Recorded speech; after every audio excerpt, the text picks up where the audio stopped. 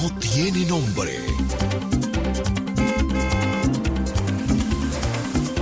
Esto no tiene nombre. Esto no tiene nombre. Esto no tiene nombre. Esto no tiene nombre.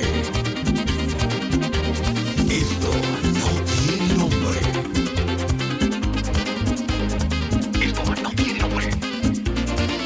Esto no tiene nombre.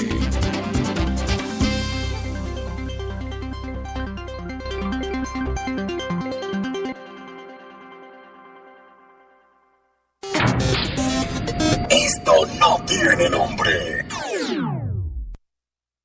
A continuación presentamos nuestra nota editorial correspondiente al día de hoy, titulado Mientras haya quien se deje chantajear o sobornar, y mientras haya quien se preste a dar dinero para obtener prebendas y mañoserías de empleados o funcionarios, habrá corrupción. ¿Cómo logramos con votos a quién se los vamos a dar? ¿A quién vamos a votar? ¿Cómo vamos a convencer a la gente que no vota para que vaya a votar? Y a todos estos movimientos, ¿cómo lo traducimos en votos? Porque si eso al final no se traduce en votos de alguna manera, yo creo que seguirán en el poder aquellas instituciones, en este caso partidos, porque tenemos una sociedad partidista, que sepan mejor cómo organizar su maquinaria electoral. Así y en es. este caso no hace falta ser ni muy brillante ni muy lúcido, y creo que en eso radica la preocupación de toda nuestra sociedad. El único partido que es capaz de tener una maquinaria electoral engrasada es el PLD. Digamos no a cualquier propuesta sospechosa y estaremos dando el primer paso de un largo camino que es preciso emprender algún día. Esto no tiene nombre.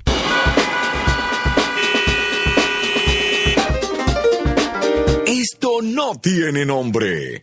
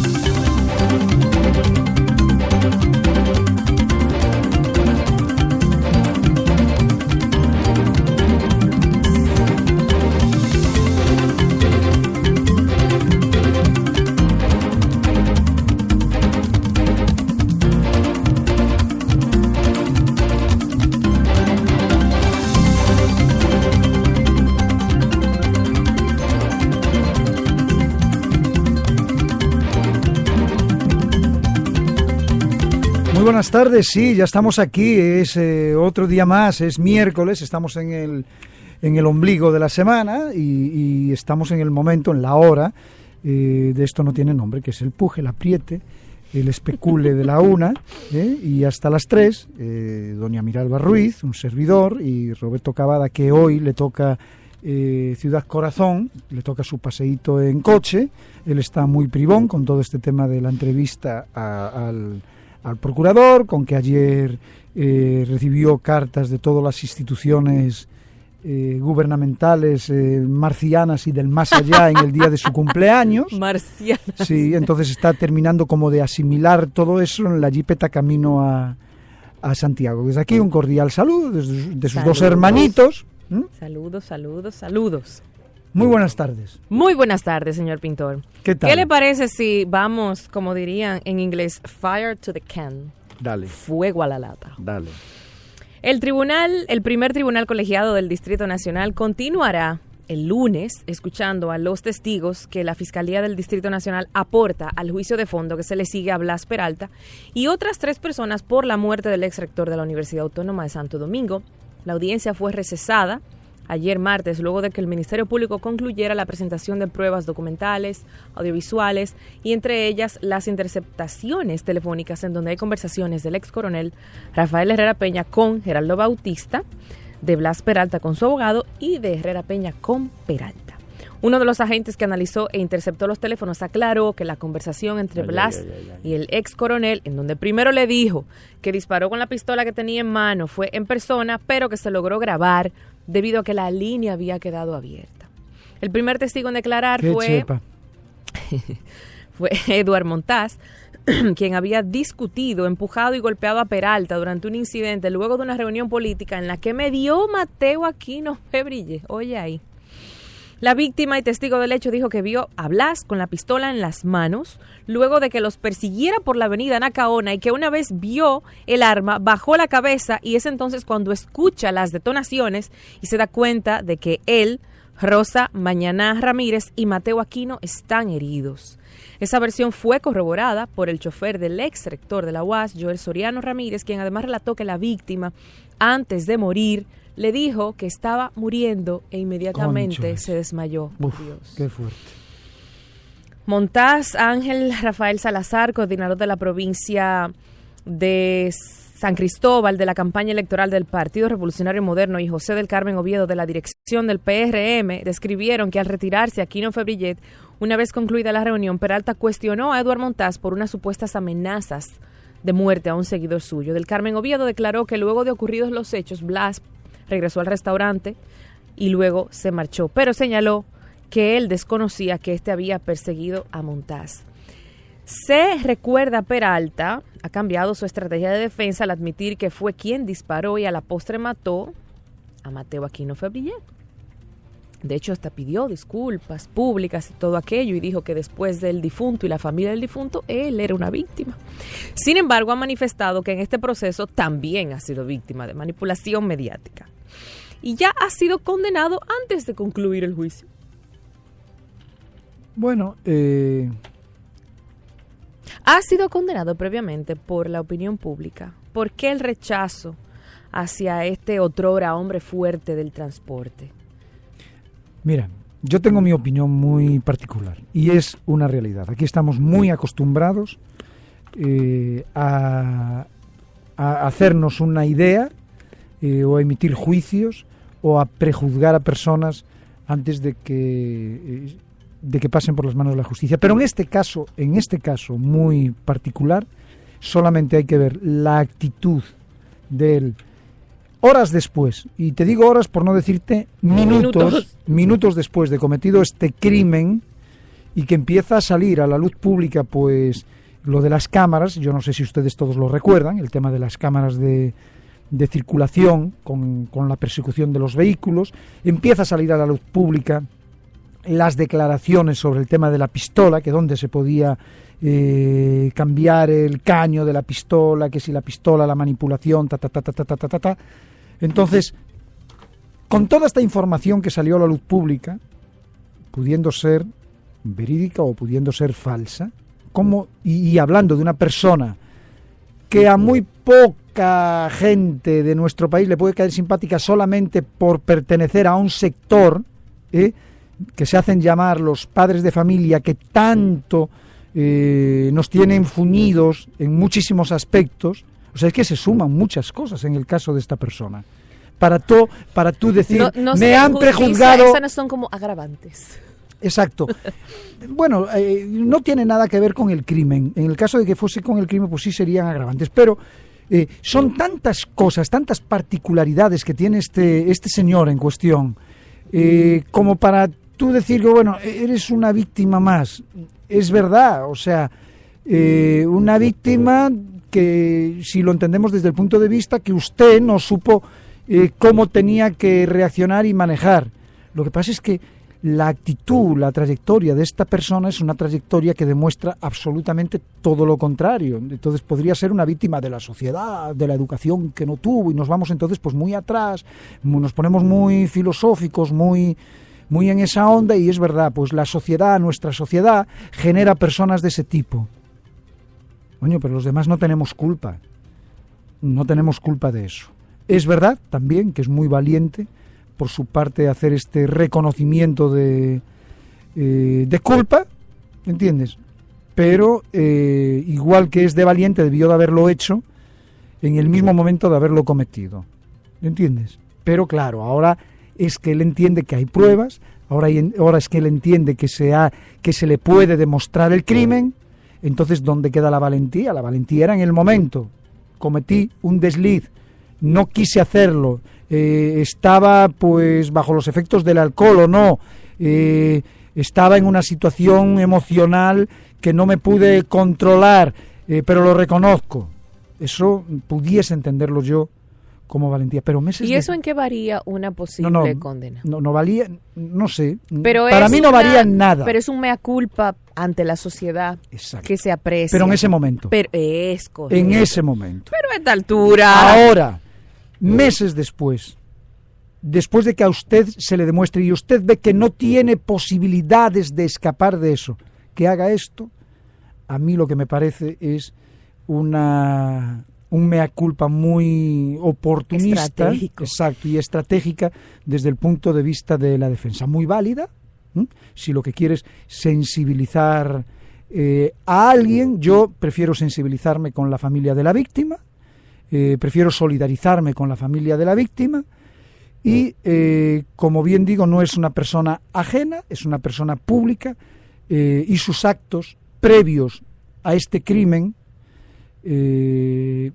son del conocimiento de todos. Por ende, yo, y me imagino que mucha gente de nuestra sociedad, se hace una idea y se genera un prejuicio hacia esta persona, pues lamentablemente sustentable. ¿Ok? Y en este caso, cuando prejuzgamos a una persona así, cuando sabemos cómo él ha actuado previamente en la sociedad, prejuzgarlo, pues yo no sé si está mal o es una realidad que él mismo se ha buscado, ¿no? Porque si fuese otra persona completamente desconocida, tendríamos muy pocos elementos para prejuzgarlo. ¿Ok? Y tú podrías especular, pues, qué le habrá pasado a ese señor para llegar a ese sitio. Tendrían algo, un amante, tendrían no sé qué. Y entonces empiezan ese tipo de especulaciones de las cuales nosotros también nos gusta mucho meternos. Pero en este caso no es así.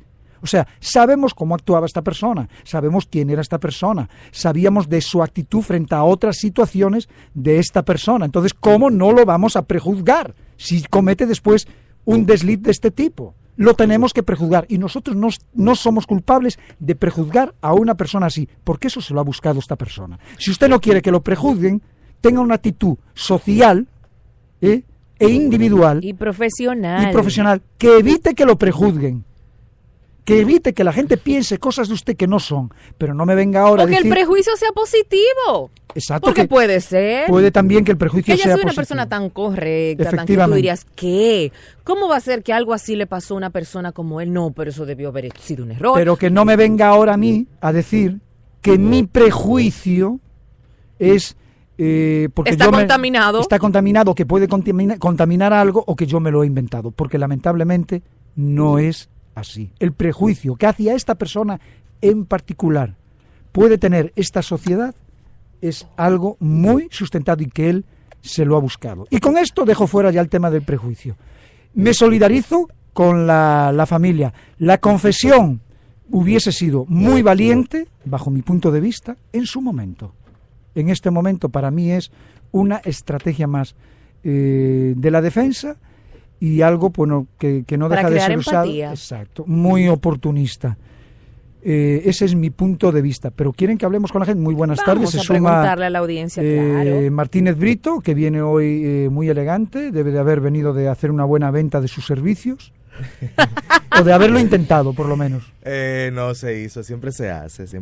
Tú sabes que venía escuchándolo el programa y pues ese tema de ese proceso es algo que, para que ustedes lo entiendan, yo hubiese recomendado lo mismo a un cliente mío en caso de que esa fuese la situación. Pero de entrada, ¿verdad? ¿O ahora? No. Ahora como estrategia. Pero como estrategia. Oigan lo que sucede como estrategia, sí. Porque lo ocurrido en el momento en que ocurrió, quizás los ánimos estaban demasiado caldeados como para él poder conseguir que el derecho se escuche respecto a si le tocaban, por ejemplo, 20 o 15 o 10 años. Sí, pero espérate, tal vez no tuvo tiempo de hacer eso, Bueno, pero por no- los ánimos, pero tuvo tiempo de planificar, tratar de evadir el hecho y la responsabilidad. Claro que sí.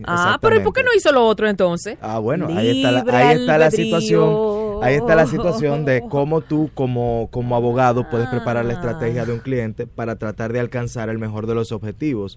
Entonces, si nosotros lo vemos desde ese punto de vista, él, y si ustedes se dan cuenta incluso, él aplazó la audiencia tanto como pudo, lo que no hubiese podido hacer si hubiese confesado desde el primer momento. Porque los aplazamientos en todo momento... ¿Y a qué finalidad se hizo eso? Siempre que uno busca este tipo de aplazamientos es, uno, o buscando un advenimiento económico con la contraparte. Que no ocurrió. Que ocurrió, claro que sí. Recuerden que los querellantes se fueron retirando. Jenny Berenice, lo que sucede es que es una litigante demasiado ávida. Y yo creo que tiene que ser ahora mismo una de las mejores investigadoras que tiene el país. Y Jenny Berenice no le pueden venir con esa, como dicen en la calle. No coge esa. Jenny Berenice Muy no bien. coge esa. Entonces Jenny Berenice lo que hizo fue que mientras él estuvo, digo yo, una aseveración completamente claro, personal. estamos observándolo desde afuera. Claro, observándolo desde afuera. Cada desistimiento de cada uno de los dos querellantes que estuvo Era un golpe. A mí me parece que fue un desistimiento arreglado en términos económicos. O sea, yo pago y tú desistes. Aunque es orden público, el Ministerio Público continúa y entonces debilito la posición del Ministerio Público. Pero ¿qué sucede? Hace tiempo hace como 2 semanas, hablaba yo con una fiscal amiga y ella me decía, en medio del proceso de Blas Peralta, me decía, mira, Blas cree que está destruyendo el proceso, pero él no se imagina lo que Jenny Berenice le tiene bajo la manga. Y lo que sucede es que usted como testigo, si no va, lo pueden ir a buscar preso para que vaya y testifique. Como Y diga ocurrió. Exactamente. Ayer ocurrió con una de las testigos. Es lo que acabo Que de retiró la decirte. querella, Esa era pero precisamente sigue siendo la carta llamada bajo como la manga. testigo. Claro, era la carta bajo la manga que tenía Jenny. O sea que él gastó sus cuartos y al final los testigos están obligados a declarar. Hay que ver qué es lo que declaran, ¿eh? Sí, pero no es lo mismo un testigo que... Porque evidentemente esos que un- testigos no se retiran por cualquier cosa. Se retiran o porque le dan un dinero o porque los amenazan. O por miedo. Lo cual sigue sumando al currículum de este señor, pues, muchos motivos para que lo prejuzguemos. Puede ser miedo, puede haber sido contentura incluso, de haber recibido un pago por la muerte o por lo que sea, que al fin y al cabo la gente lo ve muy feo, pero si usted lo piensa desde el punto de vista del derecho y el resarcimiento económico, que es el único resarcimiento que puede existir para la víctima, no para la sociedad, porque la sociedad se resarce con cárcel. La víctima se resarce con económico, con efectos económicos. Entonces, si usted decide no llevar el pleito hasta las últimas consecuencias y recibir de parte del victimario un aporte económico que usted entienda que puede, aunque sea mínimamente, resarcir los daños que ha causado la muerte o el hecho que ha dado al traste con ese proceso, pues entonces en ese momento usted lo hace, retira la querella o retira la denuncia y el Ministerio Público tiene que fajarse solo. Entonces Jenny Berenice dijo, ok, no hay problema, tú me pagaste a esta gente o convenciste a esta gente de que retiraran las querellas y no hay ningún problema, pero como ellos también son testigos, porque desde el principio Jenny Berenice, que repito, es una litigante muy ávida, dijo, ok, ahora esta gente tan caliente, son querellantes, pero inclúyemelo como testigo en caso de que retiren la querella. Ellos retiraron la querella Y efectivamente se quedaron como testigos y Jenny Berenice dijo, bueno, o vienes o te voy a buscar. De esa forma, a Blas Peralta no le quedó de otra que reorganizar o hacer una reingeniería de su defensa y entender que quizás un acuerdo o una confesión puede ablandar quizás la posición de los jueces, que ya lo ha hecho con respecto a lo que ha ocurrido, porque recuerden que ahora es noticia Blas Peralta porque su juicio es ahora, o su juicio fue ayer. pero antes de eso ya él no era noticia, y eso es lo que se espera regularmente con la defensa, que la sociedad no te condene antes de que te condenen los jueces, para que los jueces no se vean obligados a ser más severos de la cuenta porque la sociedad los está observando. Sí, sí. Entonces, lo que hablamos, una estrategia pura y dura de la defensa que cambió en este último minuto por intereses o sea, yo en lo personal no me creo la publicación para nada, en una forma sincera, y la veo además como la ves tú, la veo además muy positiva, si es muy válida, no positiva. Yo la hubiese recomendado, es si válida. Es una opción, exacto, es válida, pero me demuestra una vez más de lo que es capaz una persona así. Así es, y de hecho, déjame decirte que es válida y sumamente positiva dependiendo de la casuística, porque la casuística no es una palabra que se utiliza mucho en el derecho en la República Dominicana, porque es más del derecho anglosajón, donde los procesos son cada uno distintos, y para cada proceso no necesariamente una jurisprudencia aplica. En Estados Unidos, por ejemplo, para que una jurisprudencia aplique a un caso, tiene que darse en el 95% un macheo de las condiciones en las que ocurrieron. Porque si cambia más del 5% de las condiciones en las que ocurrió el hecho, ya es la casuística no te permite utilizar esto. Ahora, si pasó el 95% parecido o con condiciones muy parecidas al hecho anterior, el juez está obligado por ley a fallar igual que la casuística, o sea, igual que la decisión que le precedió. En este caso, yo digo que depende de la casuística, porque para algunos un proceso, alargarlo es un beneficio, para otros alargarlo es un perjuicio. Para la víctima casi siempre es un perjuicio. Claro. Para el Ministerio Público casi siempre es un perjuicio. Pero incluso para el Ministerio Público hay procesos que le conviene alargarlos, porque en medio del tiempo, en algún momento se pueden lograr mejores cosas, o se puede... Pero eso nada más sucede cuando hay prisión de por medio. No necesariamente, porque mira lo que sucede. Cuando hay un proceso que está en plena investigación, tú sabes que, como dicen en las películas, los delincuentes tienen que tener suerte todo el tiempo para que no los agarren. La policía solamente, o la fiscalía, tiene que tener suerte una sola vez para agarrarlos. Entonces, por vía de consecuencia, si le da larga al proceso y el proceso no tiene los elementos necesarios para condenar, si le das larga, logras que pueda el criminal cometer un error en el camino que pueda adherirse a la prueba. En el caso de Blas Peralta fue considerado un caso complejo y el Ministerio Público tenía 8 meses para hacer la investigación y presentar acusación. Por tanto, en esos 8 meses algo podía haber ocurrido, como por ejemplo un testigo que no haya sido verificado antes o lo que fuese. Por tanto, el Ministerio Público pudo haber dicho yo quiero extender este proceso hasta ver si puedo conseguir mejores condiciones. Pero no era el caso. A quien le convenía la extensión del tiempo y de los plazos era a Blas Peralta. Y Blas Peralta lo logró, hizo hasta donde pudo, y al final tuvo que hacer reingeniería de su defensa y confesar, porque no logró eliminar los elementos de prueba que el Ministerio Público tenía en su contra. Vamos a ver qué dice nuestra audiencia sobre este caso. ¿Qué opina la audiencia sobre Blas Peralta? ¿Ya fue prejuzgado?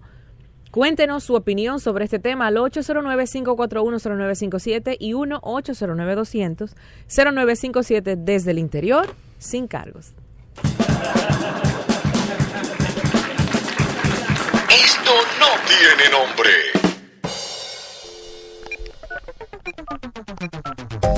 Cavada, sí, tú sí eres un hombre tonto, es verdad. Aló, buenas tardes. Roberto, hay algo que me preocupa. Cuidado. No, esto es algo que no tiene nombre. Ya que la justicia no actúa, vamos a formar un comando de la resistencia para acabar con la corrupción y fusilar a esa gente. ¡Ey, ey!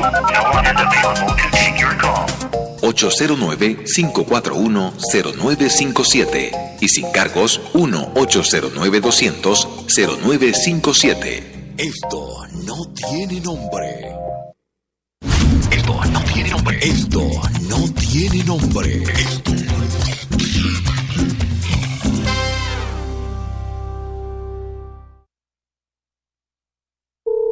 Cuando quieras entrar en contacto con nuestros estudios, marca el 809-541-0957 y desde el interior sin cargos, 1-809-200-0957. Esta es La Nota. Conoce de todo.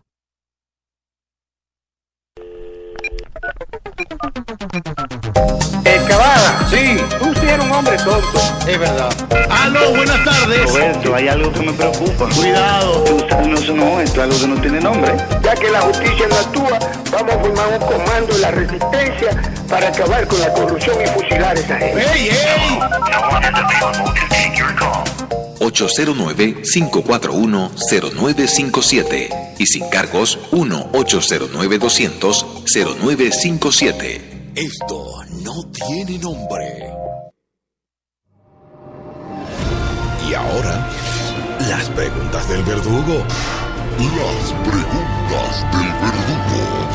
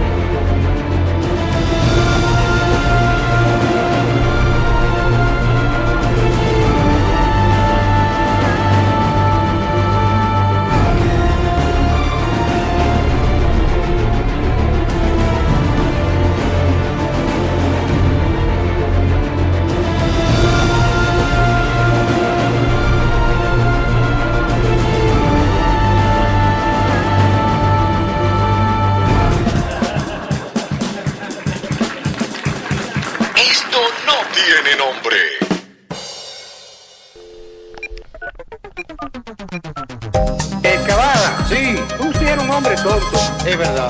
Aló, buenas tardes. Roberto, hay algo que me preocupa. Cuidado. No, esto es algo que no tiene nombre. Ya que la justicia no actúa, vamos a formar un comando de la resistencia para acabar con la corrupción y fusilar a esa gente. ¡Ey, ey! 809-541-0957 y sin cargos 1-809-200-0957. Esto no tiene nombre.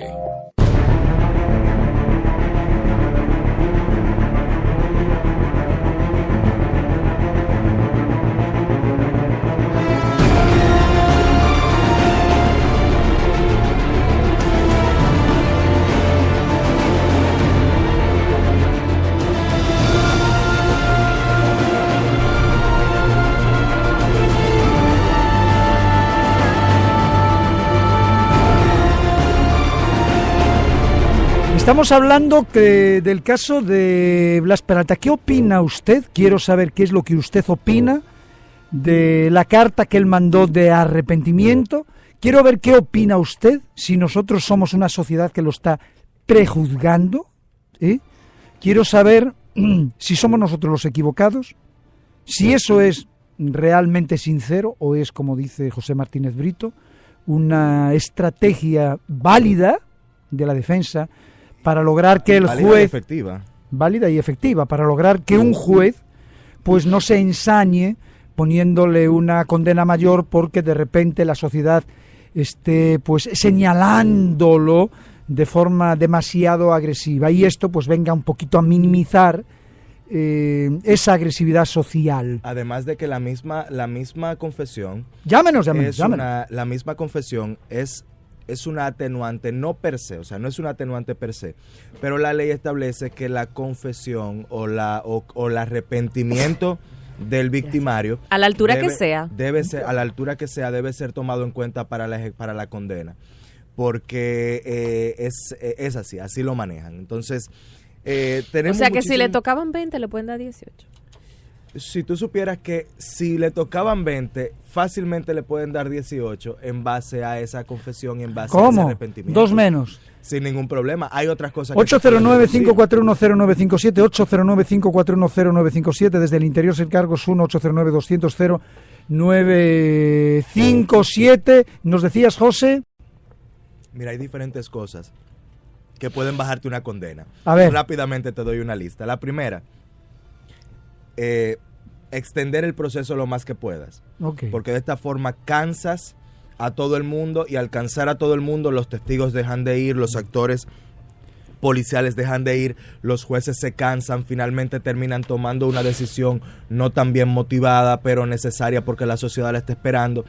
Otra cosa que puedes hacer es tratar de combinar a los querellantes o a las víctimas a que se retiren del proceso. Esto hace que los jueces entiendan que ya no existe un interés y que tenemos llamadas. Vamos a empezar con las llamadas. Sí, vamos, seguimos hablando. Hola, buenas tardes. Buenas tardes. Muy buenas, ¿usted qué opina? No creo que el arrepentimiento sea sincero. Realmente para mí es una artimaña y no sé qué mecanismo pudiera utilizar un juez o un jurado realmente para evaluar la sinceridad de un arrepentimiento. Eso está como muy subjetivo, no sé. Y ese señor se portó muy mal y merece que le pongan la pena máxima. Bueno, ¿y usted qué opina? Hola, buenas tardes. Gracias, buenas tardes. Sí, buenas. Yo no creo que en el caso de la confesión de Blas Peralta vaya a lograr atenuar la condena, que son 30 años. Ah, 30. Sí, yo no creo que lo vaya a lograr, porque aquí los fiscales son, o al menos deben ser, pero ellos la mayoría no se dan cuenta de eso.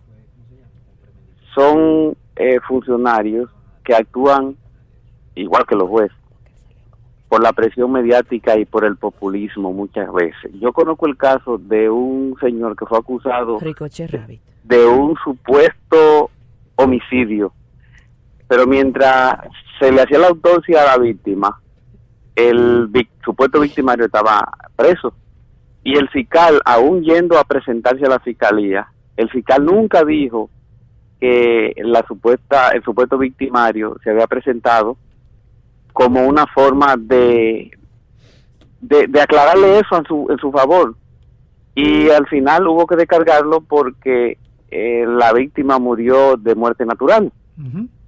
O sea que aquí ni los fiscales ni los jueces toman eso en cuenta, máxime en el caso de Peralta, que tiene un background muy doloroso para él. Claro.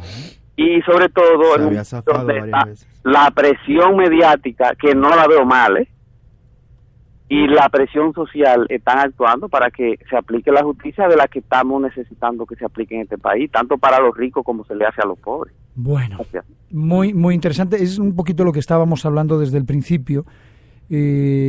Hombre, atenuantes, prejuzgar en el caso de una persona como esta, que nos creamos eso después de ver el actuar, aunque esto sea una estrategia válida y puede que hasta efectiva. En este caso es difícil. ¿Y usted qué opina? Hola, buenas tardes. ¿Aló? Sí, dígame. ¿Aló? Sí. Que lo condenen 30. Oh, bueno, ahí está. Siempre dicen la gente, condenen. Recuerden que los jueces tienen una labor también bastante amplia.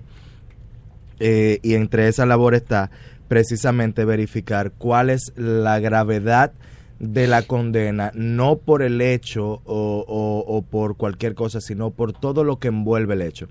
Por ejemplo, ¿qué puede lograr que haga que le pongan una condena mayor? Ahorita estaba diciendo más o menos qué podía hacer descender la condena. ¿Qué puede hacerla aumentar? El intento de la ocultación de la prueba, el intento de lavar el arma, el intento de desaparecer el teléfono. Todo eso te crea una intención, una mente criminal, una intención de ocultar el hecho que lo criminaliza aún más. Y viene entonces el tema de lo que decía fuera del aire Natanael, el tema de la alevosía, la premeditación, la complicidad, la asociación de malhechores, de las personas que intentaron en su momento ocultar el hecho o lo que había ocurrido, el posible enfrentamiento entre la familia de la víctima y el victimario. Todo eso puede agravarle un poquito la condena, pero no necesariamente si condenan a menos de 30 años. Esto significa que los jueces han fallado mal. Los jueces tienen un proceso, un expediente que solamente ahora mismo lo conocen ellos, los abogados y algunos miembros de la prensa que han logrado acceder a él. Nosotros, los de a pie, los ciudadanos comunes, no tenemos ese expediente, por tanto no tenemos todos los elementos de juicio.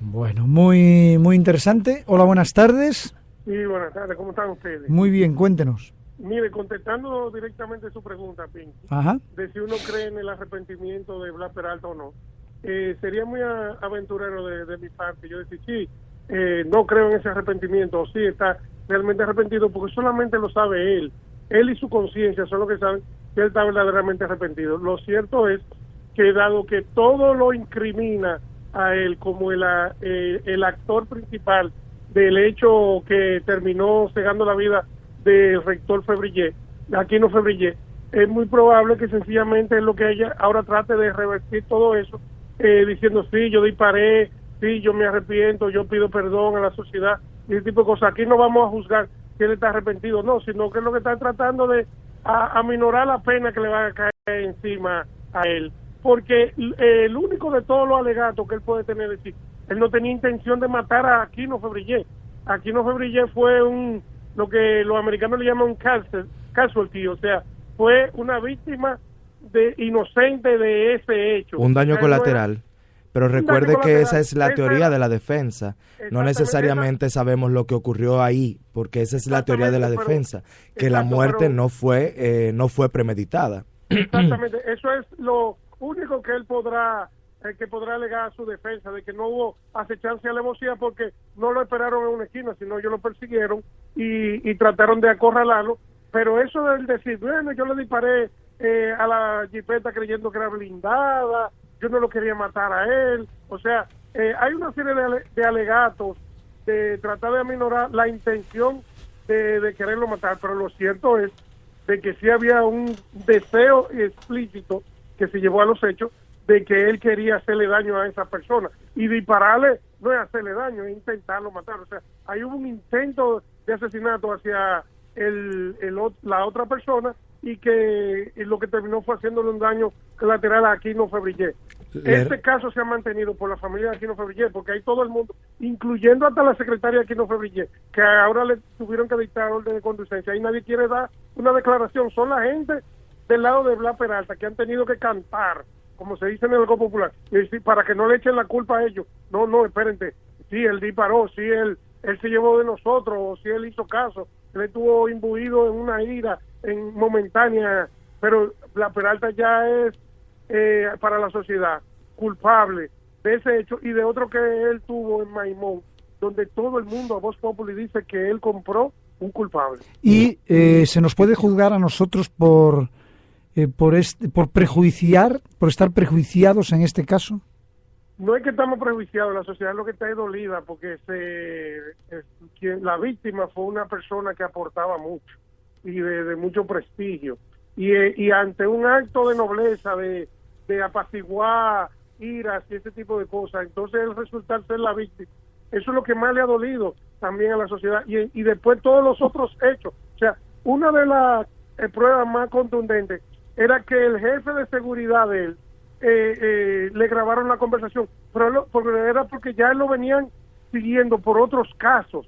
Entonces eso es una de las pruebas más contundentes. Vamos a eliminar el arma, vamos a decir que fue otra gente que disparó, vamos a ocultar la prueba, vamos a dejar que esto se enfríe, diga que usted no estaba en el vehículo. O sea, todo eso, o sea, hay una asociación de malhechores a posteriori al hecho, que resultó ser al final porque el teléfono se quedó abierto.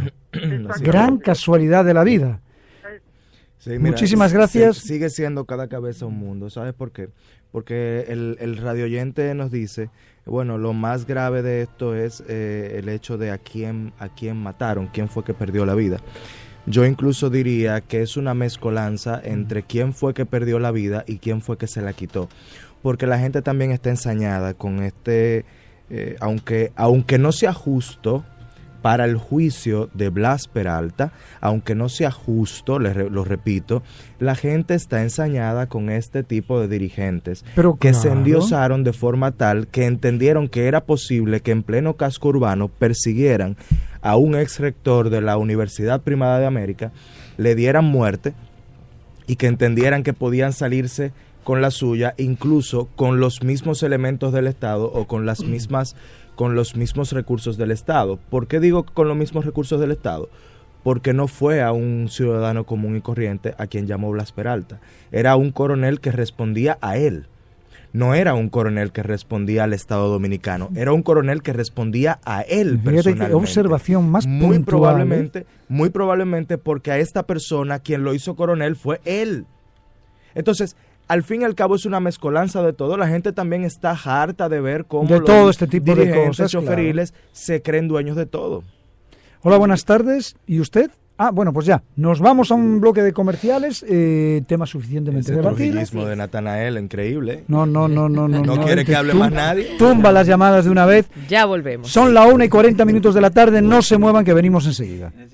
Esto no tiene nombre. La oposición va a atacar a Agripino, va a atacar a Pepín, pero va a atacar a Percio Maldonado, por decirte algo. Pero tú puedes decir, porque mucho de lo que pueden decir estas personas son cuentos de camino, porque nadie puede confirmarlo, ¿tú entiendes? De manera que ellos tienen la solvencia moral suficiente. Yo les dije a ellos y a la oposición en general, hace mucho tiempo, cuando el presidente Medina nombró la comisión de Agripino, que ellos hicieran una comisión paralela y que exigieran que papel que le dieran a Agripino, copia que le dieran a ellos, e hicieran una evaluación paralela, porque además pero además que le llamaran la comisión de la verdad. A mí lo que me preocupa, y es lo que te quiero cuestionar ahora, ¿con qué se queda la oposición?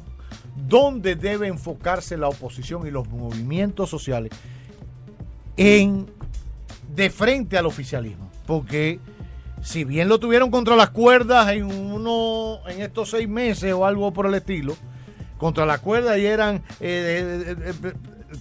cuerpo a cuerpo, ¿cómo sigue esto? Esto no tiene nombre. Enseguida volvemos con Esto no tiene nombre.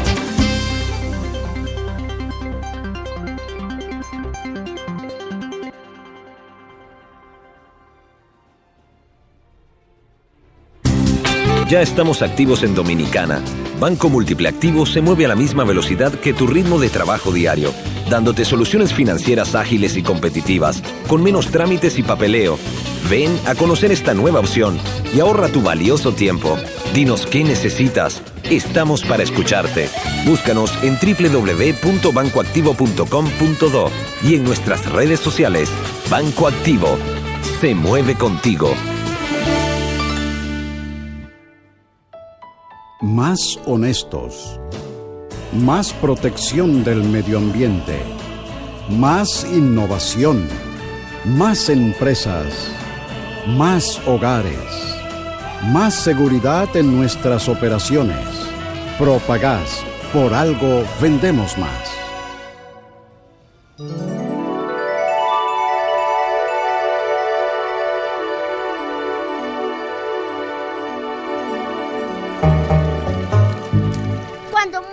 Una hoja y agua, ¿qué obtienes?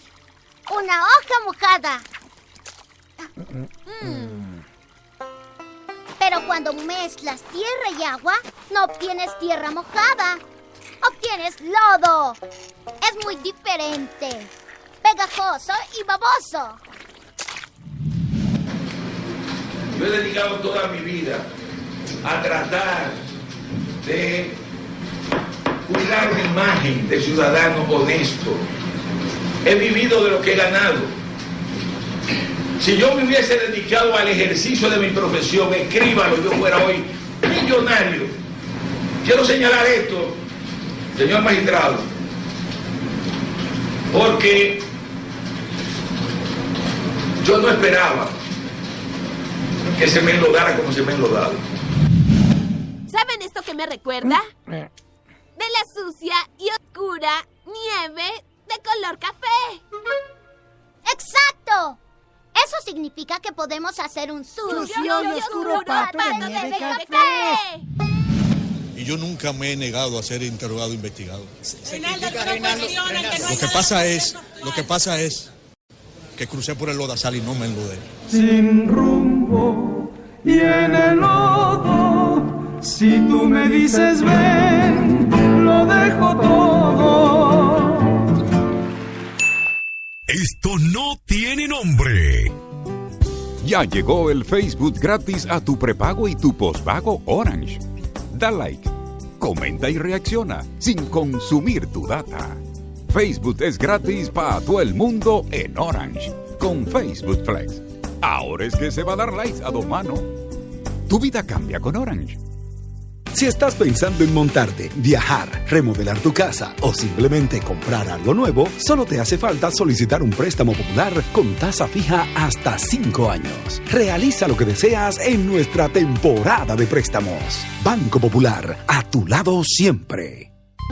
Sigamos disfrutando de Esto no tiene nombre. Esto no tiene nombre.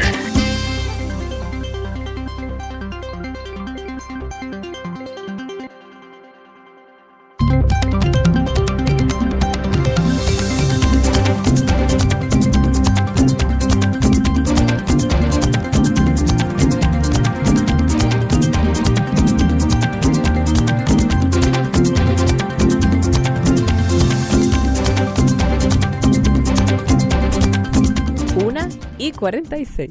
1:46 minutos. Hablemos de Venezuela y su situación política, social y económica. Actualmente están en el ojo del huracán. Y hay de todo. Hay gente bien intencionada, hay gente con mucha hazaña y el mediatismo también de nuestros días. ¿Qué lectura le podemos dar a esta situación desde el espectro de la historia y un análisis un poco más profundo? Para nuestra suerte, nos complace recibir al escritor, historiador, ensayista e investigador del Archivo General de la Nación, Elíades Acosta Matos. Bienvenido nuevamente a Esto no tiene nombre. Muchísimas gracias y agradezco mucho la invitación. Muy buenas. He venido otras veces y ha sido agradable siempre. Bienvenido. Bueno, aplauso para Elíades. Muchas gracias. Bueno, hoy no vienes con un libro, pero venimos a hablar de una situación que no deja a nadie indiferente. Claro. El tema Venezuela es un tema que produce pena, indignación, todo tipo de emociones. Claro. Mira, cada cierto tiempo, parece que en la historia de la humanidad estamos predestinados, cada cierto tiempo, que haya una línea del frente.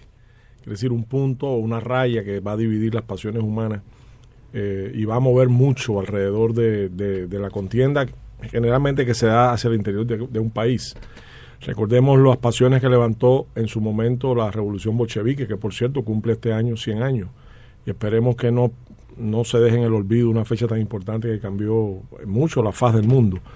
En su momento la Guerra Civil Española, del 36 al 39, cómo dividió en dos bloques muy delimitados las opiniones, la Guerra de Vietnam, la Revolución Cubana, y ahora estamos ante una situación similar, que no deja a nadie indiferente, que es la situación de Venezuela.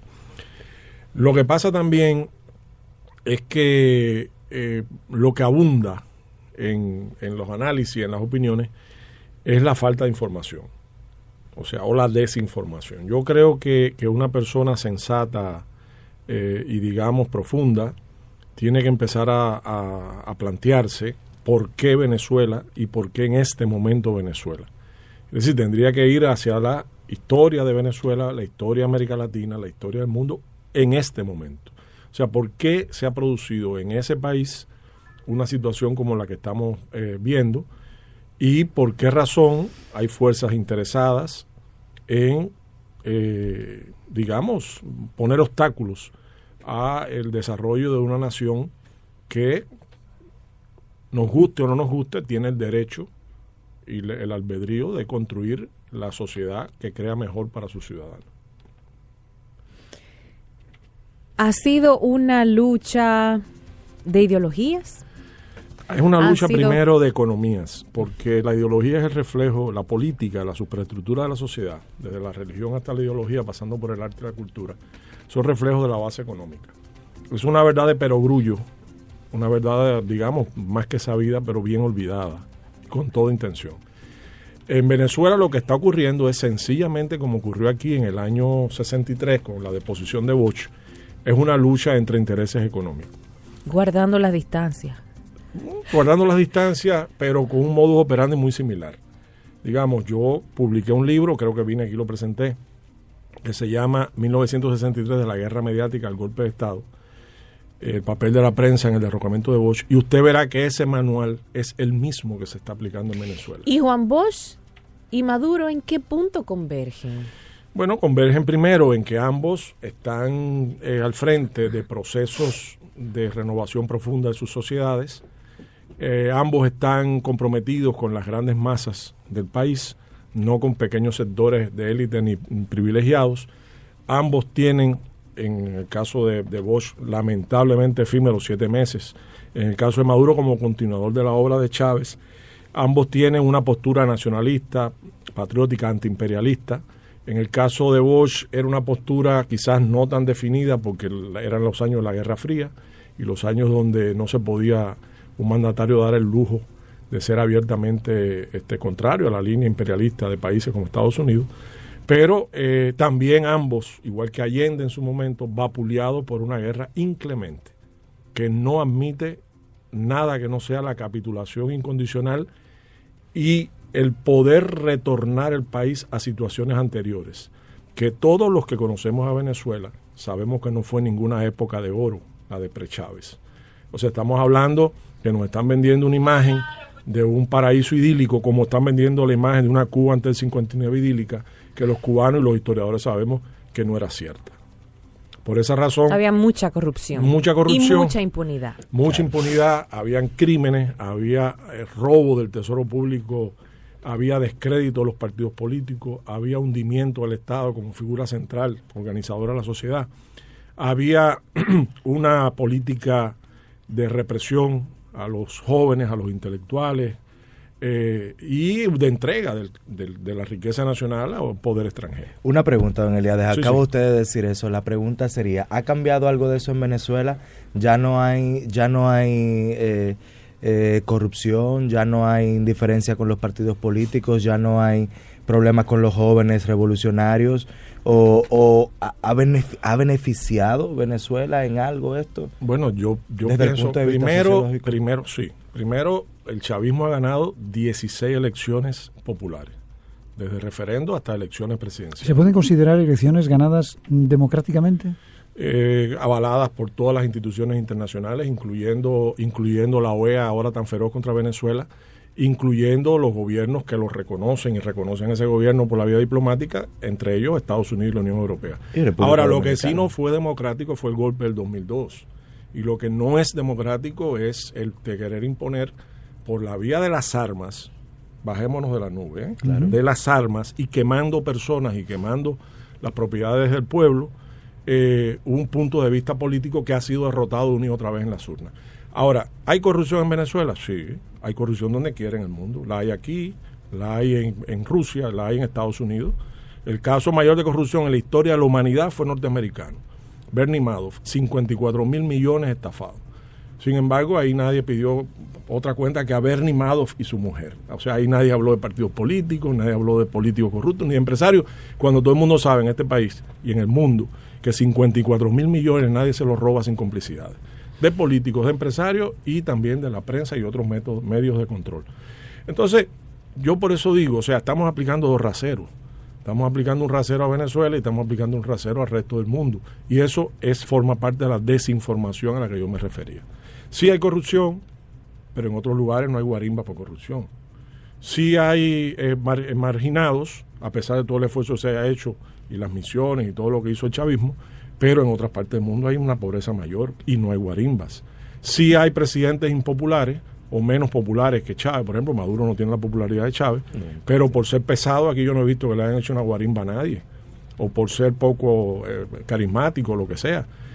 Si no a Chávez se lo hubieran hecho repetidamente, que es el ejemplo del antipolítico en mi opinión. Entonces, estamos ante una situación que no se explica sino a través de la feroz defensa de privilegios perdidos por una élite oligárquica y el interés estratégico y geopolítico norteamericano y de otras naciones del mundo, no solo Estados Unidos, de eliminar Venezuela, porque Venezuela tiene unas enormes reservas petroleras, porque Venezuela además tiene alianzas con países que son incómodos, como puede ser Irán o Rusia, porque Venezuela además ha dado un ejemplo a América Latina de autodeterminación y de defensa de esa autodeterminación, y se ha decidido revertir las revoluciones. Las revoluciones no se dan por capricho. Eso es lo que muchas veces no se entiende. Las revoluciones se justifican en la medida que ponen en marcha millones de personas. Y esas revoluciones usted no las logra ni con demagogia, ni con populismo, ni con engaño. ¿Y qué está pasando hoy día en las calles de Venezuela? ¿No hay otra revolución contra esa revolución hay una que a muchos les pudiera resultar fallida? Sí. Y agrégale a eso antes de que responda.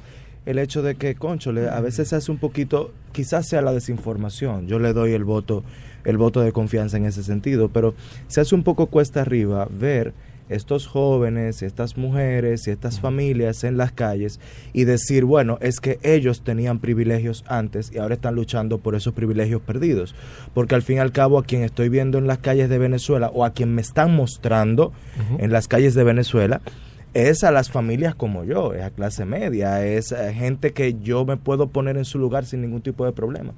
Mira, primero definir qué es revolución y qué es contrarrevolución.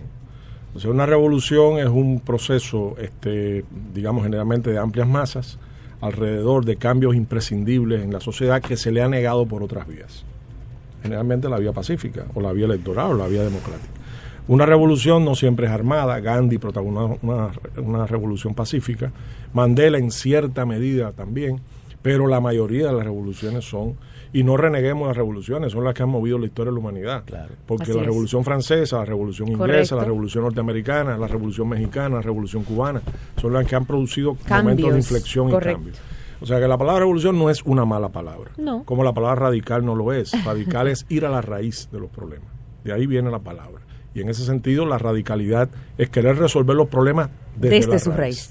Ahora, ¿qué es una contrarrevolución? Una contrarrevolución generalmente es la reacción a una revolución desde el ángulo del viejo régimen, o por lo menos desde personas que no se sienten representadas ni beneficiadas con esos cambios, generalmente pequeñas o menos numerosas clases sociales que han sido desplazadas del poder y que quieren recuperar su posición. En el caso de Venezuela estamos viendo precisamente una clase media, estamos viendo una oligarquía. Estamos hablando de que en la calle. Sí, clase media, oligarquía, y también sectores desclasados, que son personas que no tienen conciencia de la clase a la que pertenecen y que muchas veces son manipulados y engañados. Por ejemplo, la Comuna de París, Revolución 1873. La Comuna de París, los más feroces enemigos de la Comuna no fueron ni los prusianos ni el ejército reaccionario de Thiers. Fueron los grupos marginales parisinos que con esa revolución austera, espartana, que se propugnaba, dejaban sus negocios y dejaban la forma de vida que conocían. Como ocurrió en Cuba y como ocurrió aquí, hay sectores populares que por determinados errores del chavismo, que por determinada falta de dedicarle el tiempo a la conciencia, a la educación, a la cultura de la gente, pues pueden ser también manipulados. Y hay gente que sale porque no tiene una formación política y considera que la situación de una escasez determinada de un producto es suficiente para tumbar un gobierno. Si fuera así, yo me pregunto por qué eso no ocurre en otros lugares donde la gente tampoco tiene acceso al consumo. ¿Por qué está ocurriendo allí? O sea, ¿por qué aquí la gente de Huachupita no hace una guarimba como la hace, o la de los guandules como la hace en Altamira? Cuidado, Altamira no es popular ni es sector bajo en Venezuela. Altamira es media alta y es el epicentro de los fenómenos porque está representando a la clase que la está haciendo. Pero además, el factor externo, ¿qué es lo que detona las contrarrevoluciones en América Latina a partir de la Revolución Cubana. Es la presencia norteamericana, y hablemos claro, porque estamos hablando claro y somos muy honestos al hablar, hablemos claro. La presencia norteamericana que no admite desafío a su poderío en la región. ¿Y no han sido 15 años suficientes como para que el gobierno estadounidense haya hecho algo ya contundente? Lleva 58 años queriendo acabar con la Revolución Cubana y no ha podido hacer nada contundente. O sea que 15 años en Venezuela. Ellos han sacado sus lecciones geopolíticas y la correlación de fuerzas no les favorece para una acción militar contundente en Venezuela. Están tratando de reeditar lo que hicieron con Allende. Están tratando de reeditar las experiencias de Libia y Siria y Ucrania ahora, que es por métodos indirectos. Es crear condiciones, y voy a usar palabras textuales que están en documentos como el famoso documento Norwood de la CIA para acabar con la Revolución Cubana. Crear condiciones para que el hambre, las necesidades, las carencias y la desesperación hagan que el pueblo acabe con el gobierno. ¿No ha tenido culpa Maduro en ese ciclo? Absolutamente sí. ¿Ha sido un buen sustituto de Chávez o le quedó grande el chavismo? Señores, pero si es por eso, ¿cuántos presidentes debían de dejar su cargo en el mundo hoy? Si lo que estamos viendo es la decadencia de la figura de los líderes políticos en el mundo. Yo recuerdo los 60 y los 70, Indira Gandhi, Ho Chi Minh, los grandes líderes del momento, el francés, el presidente francés de tantos años, Charles de Gaulle, Konrad Adenauer. Estamos hablando de políticos de primer rango. ¿Y qué es lo que estamos viendo ahora? Presidente que bueno, uno se trae una avispa hablando y otro es incapaz de pergeñar dos ideas sin que, como Peña Nieto, sin que se ría la gente de él, no hablando de Macri. Entonces, yo, si es por eso, si es porque se ha reducido la estatura de los líderes mundiales, aquí no queda títere con cabeza. Pero que el tema es que antes, por ejemplo, Venezuela tenía una posición tan cómoda porque durante el chavismo, porque yo soy de los que digo que el chavismo murió con Chávez, pero durante el chavismo, Venezuela incluso compitió por el liderazgo de América Latina con Brasil. Venezuela logró diplomáticamente amarrar países al punto que todavía República Dominicana al día de hoy, por temas diplomáticos, no puede fallar en contra de Venezuela en un tema. Y óyeme, sería mucho más cómodo para la República Dominicana porque también diplomáticamente nos han estado bombardeando por tomar las disposiciones que hemos tomado en la OEA y en la ONU respecto a Venezuela. Y sin embargo, diplomáticamente estamos todavía atados al chavismo que ya no existe. Entonces, si Miralba hace la pregunta de que si le quedó grande el chavismo a Maduro, si el chavismo no le hubiese quedado grande a Maduro, el liderazgo de Venezuela en toda América Latina no hubiese descendido, y hoy descendió. Incluso yo creo que si Venezuela hubiese mantenido el liderazgo que tenía, hubiese podido brindarle un mejor apoyo a Brasil en el caso en el que perdió la presidencia Dilma Rousseff. Mira, primero yo no coincido contigo en la idea de que el chavismo ha muerto en Venezuela, porque estamos viendo unas protestas muy promocionadas por la prensa, pero hay una inmensa mayoría de la población en sus casas, en su trabajo, y que cada vez que convocan a una jornada de política, el chavismo llena las calles completamente. Quiere decir, eso está intacto. Mientras la oposición violenta se está desgastando constantemente en una guerra infructuosa y que está perdida de antemano, sobre todo cuando usted ve que queman personas para imponer ideas, bien, estamos hablando entonces de algo que todavía está por ver. El chavismo tiene muchas fichas que mover que no ha movido. Los que han enfrentado la violencia han sido fundamentalmente los organismos del Estado. El pueblo está ahí, intacto, y está apoyando el proceso constituyente. Ahora, lo que tú me planteas de por qué se perdió un liderazgo, el liderazgo, recuerda que también tiene que ver con la geopolítica. Claro, los liderazgos no son gratuitos. Los liderazgos en este mundo tienen que ver con que yo te doy y tú me das. Y yo te apoyo y tú me apoyas. Así funciona la política mundial. Así ha funcionado siempre. Y no se le puede negar al chavismo que haga ese mismo tipo de política. Es lícita. Claro. Todos los países del mundo hacen jugadas geopolíticas. Por ejemplo, República Dominicana la hace con el béisbol. República Dominicana es una potencia en Estados Unidos, es conocida más que por su economía o sus políticos por el béisbol. Correcto. Eso es geopolítico. Cuba la hace con las brigadas médicas. Es lícito. Además, no mando, como dice Mandela, hace poco, he visto mandar a Fidel Castro médicos a donde otros solo mandaban bombas.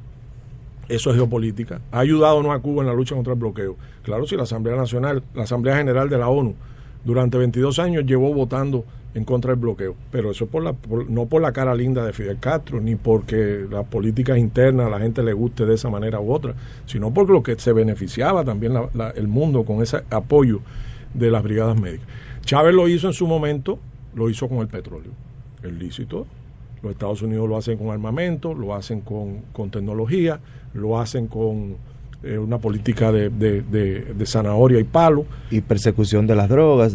Correcto, o de satanización de tus enemigos. Entonces, Chávez lo hizo con el petróleo. Muy buena jugada. Esa jugada, aparte de que benefició a Venezuela y a la revolución bolivariana, benefició a los receptores. Porque cuando aquí valía el barril de petróleo $150, que estos países del Caribe no tenían para pagar, y se hubieran hundido en un mar de ingobernabilidad y motines, incluyendo este país, en ese momento vino Petrocaribe y ayudó. Claro que tiene que haber agradecimiento y claro que tiene que haber claro, hay límites para todo. El límite cuando usted pasa una raya que es ya, digamos, dictatorial, de derechos humanos graves, etcétera, bueno, pues ya ahí usted se replantea. Pero mientras tanto, no. Y recordar, tenemos que recordar que Chávez, con todo su carisma, con toda su inteligencia, con toda su legitimidad histórica, no tuvo un minuto de paz con esta misma derecha y con este mismo poder supranacional de los Estados Unidos.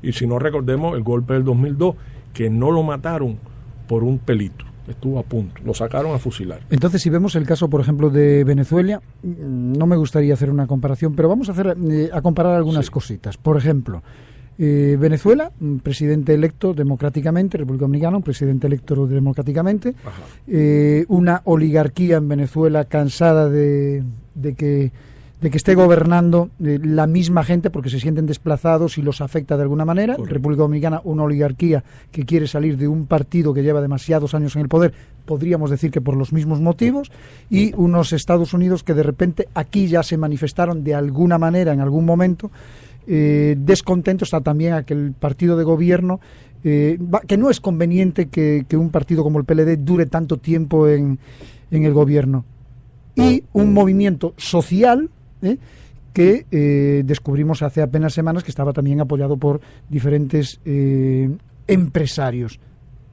Si vemos todo esto, como que hay demasiadas coincidencias, ¿podría en un determinado corto o mediano plazo pasarnos algo como lo que nos está pasando en Venezuela? Depende cómo nos portemos de cara a quien califica y a quien otorga los premios y los castigos.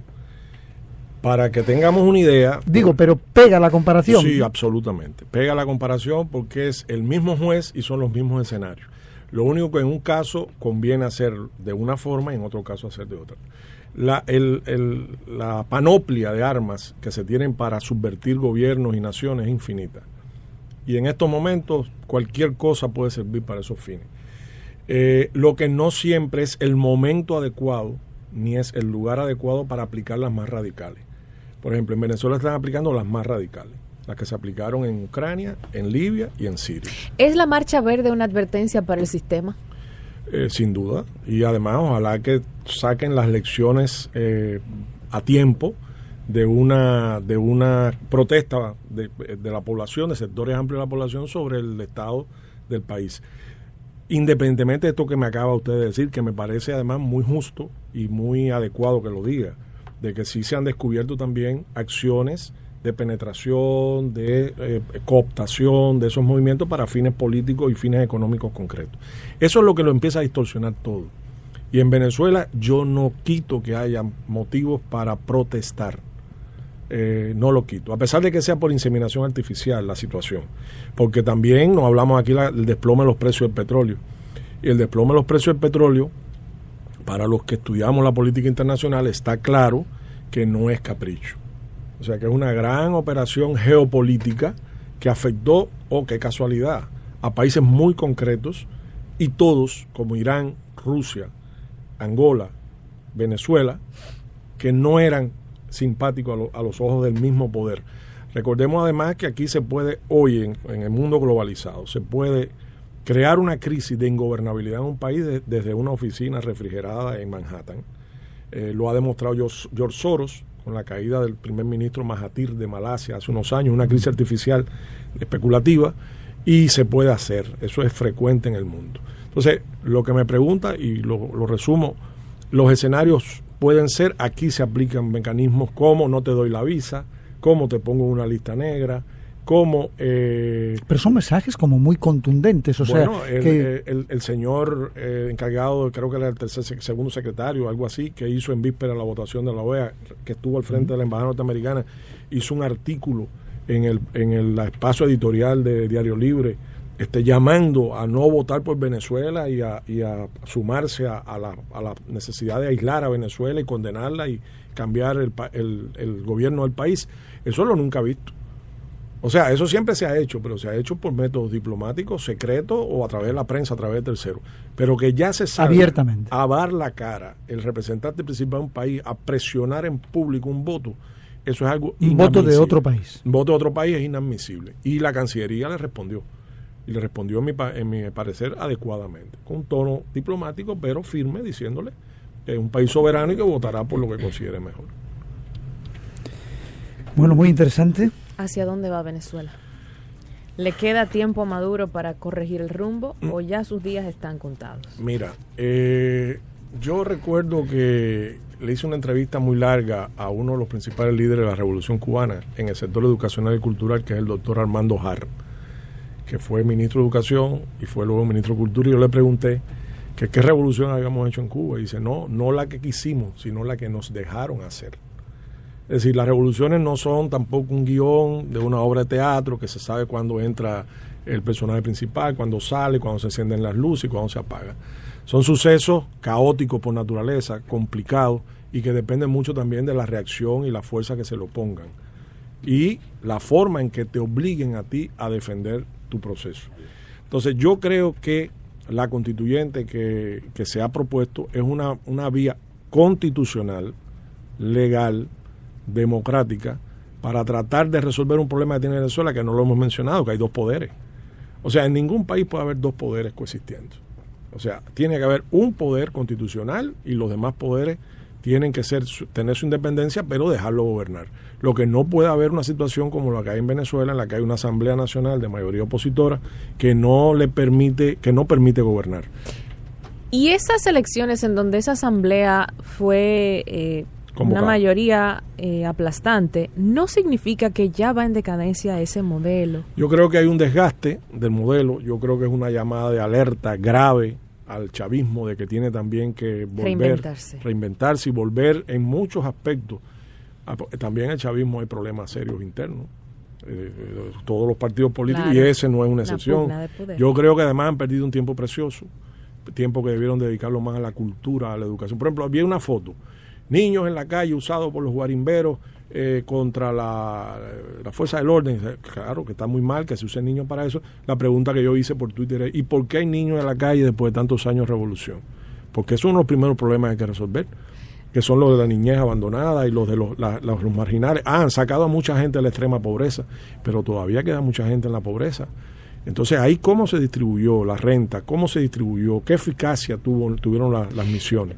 Chávez tenía una cercanía muy grande con Fidel y obviamente con el modelo cubano, pero ciertamente, como tú mencionas, no han logrado de alguna manera educar a la población de la manera que Cuba está educada. No han logrado llevarle a la población venezolana los beneficios sociales de una medicina justa, equitativa. O sea, es como si el modelo de Chávez hubiese sido un intento que no llegó a ser lo que tenía que ser.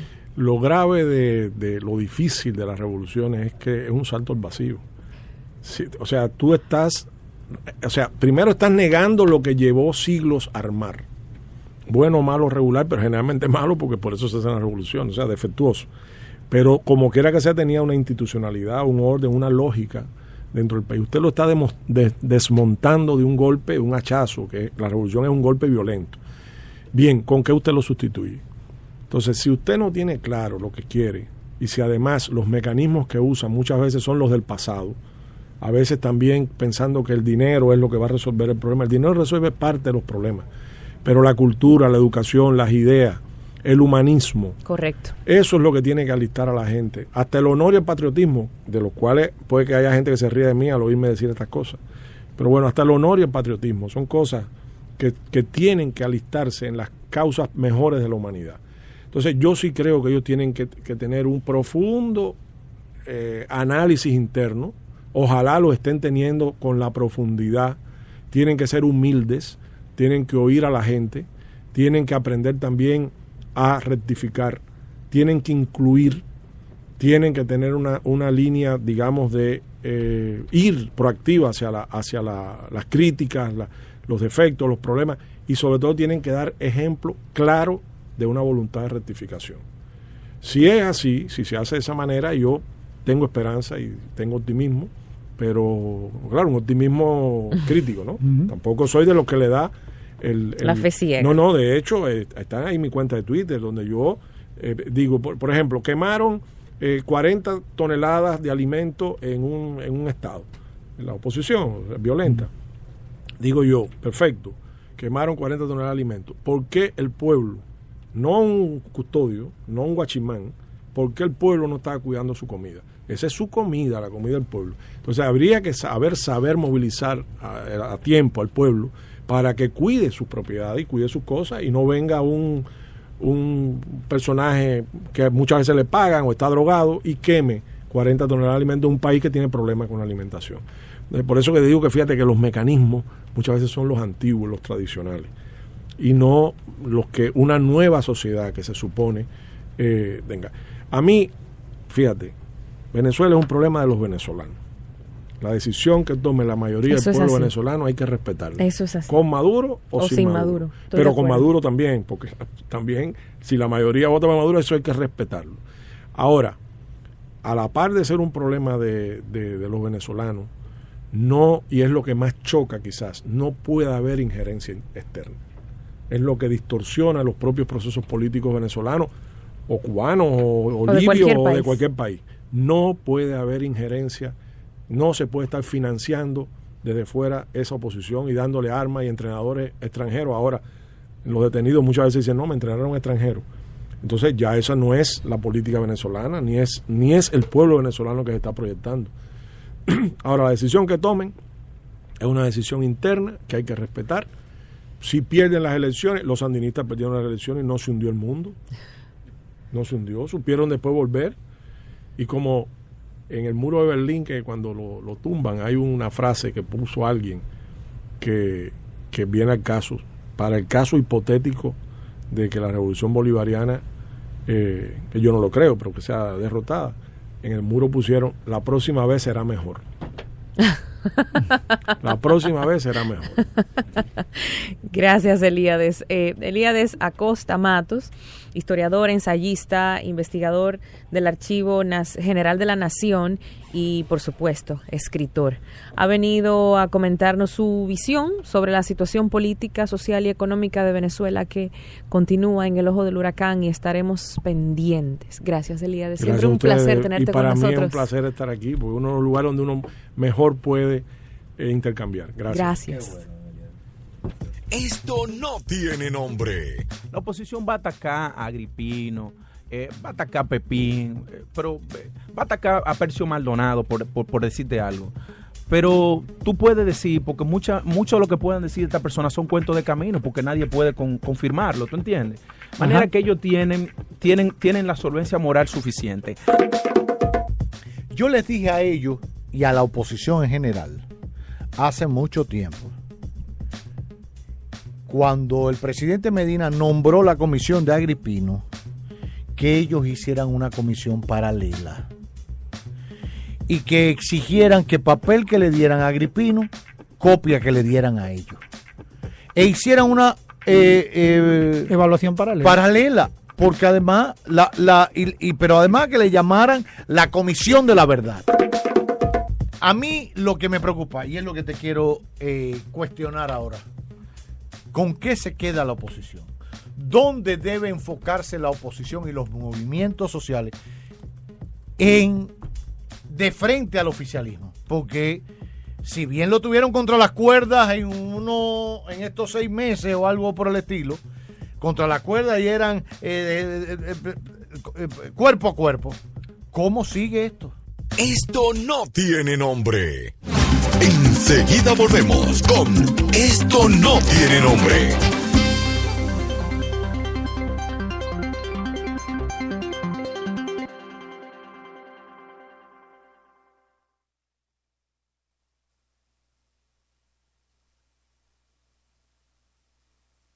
Hola, por favor, ¿me podrías dar un smoothie de banana, fresas y jugo de naranja?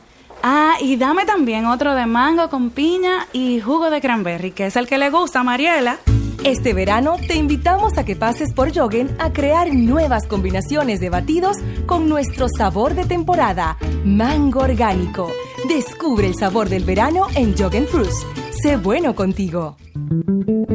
A las 3 cada tarde, Merian Fernández y sus invitados comparten contigo experiencias, emociones y conocimientos. All we need is love, porque el dinero cambia las cosas, el amor cambia la vida.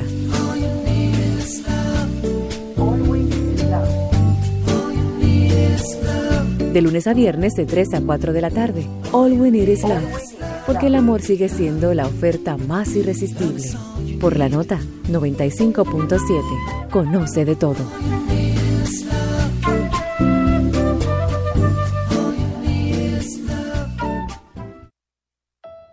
Más honestos. Más protección del medio ambiente. Más innovación. Más empresas. Más hogares. Más seguridad en nuestras operaciones. Propagás. Por algo vendemos más.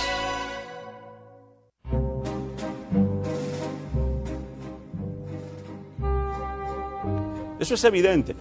Y hacen sus reuniones, hacen sus reuniones y hablan cosas. Hace 4 días, en esa reunión, según explica Felucho a viva voz, uno de los 7 miembros del comité político, que él no define quién es, establece y dice que él entiende que lo que hay que hacer es modificar la Constitución y repostular a Danilo de nuevo. Escuche, no pongas cosas en mi boca. Y luego, dice Felucho que Danilo lo mira y le dice: Felucho, di esto en nombre mío.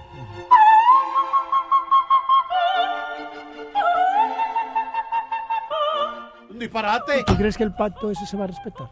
Dijo Danilo que lo va a Dijo respetar. Danilo a través de No.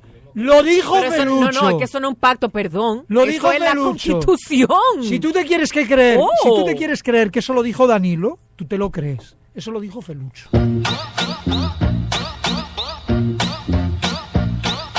¿Tú entiendes que lo que Felucho dijo, que Danilo dijo, que él dijo que Danilo lo mandó a decir? No, espera, ya me enredé. Me perdí.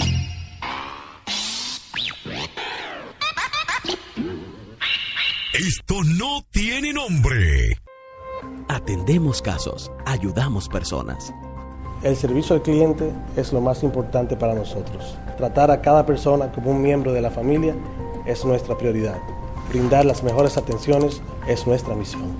Yo fui víctima de un fraude electrónico vía internet. Pude ir al banco del cual me fue sustraído el dinero a tratar de que me dieran auxilio. Llegué a ProUsuarios, hice la reclamación formal y para mi sorpresa, la superintendencia resuelve que el banco me devuelva mi dinero, ya tú sabes.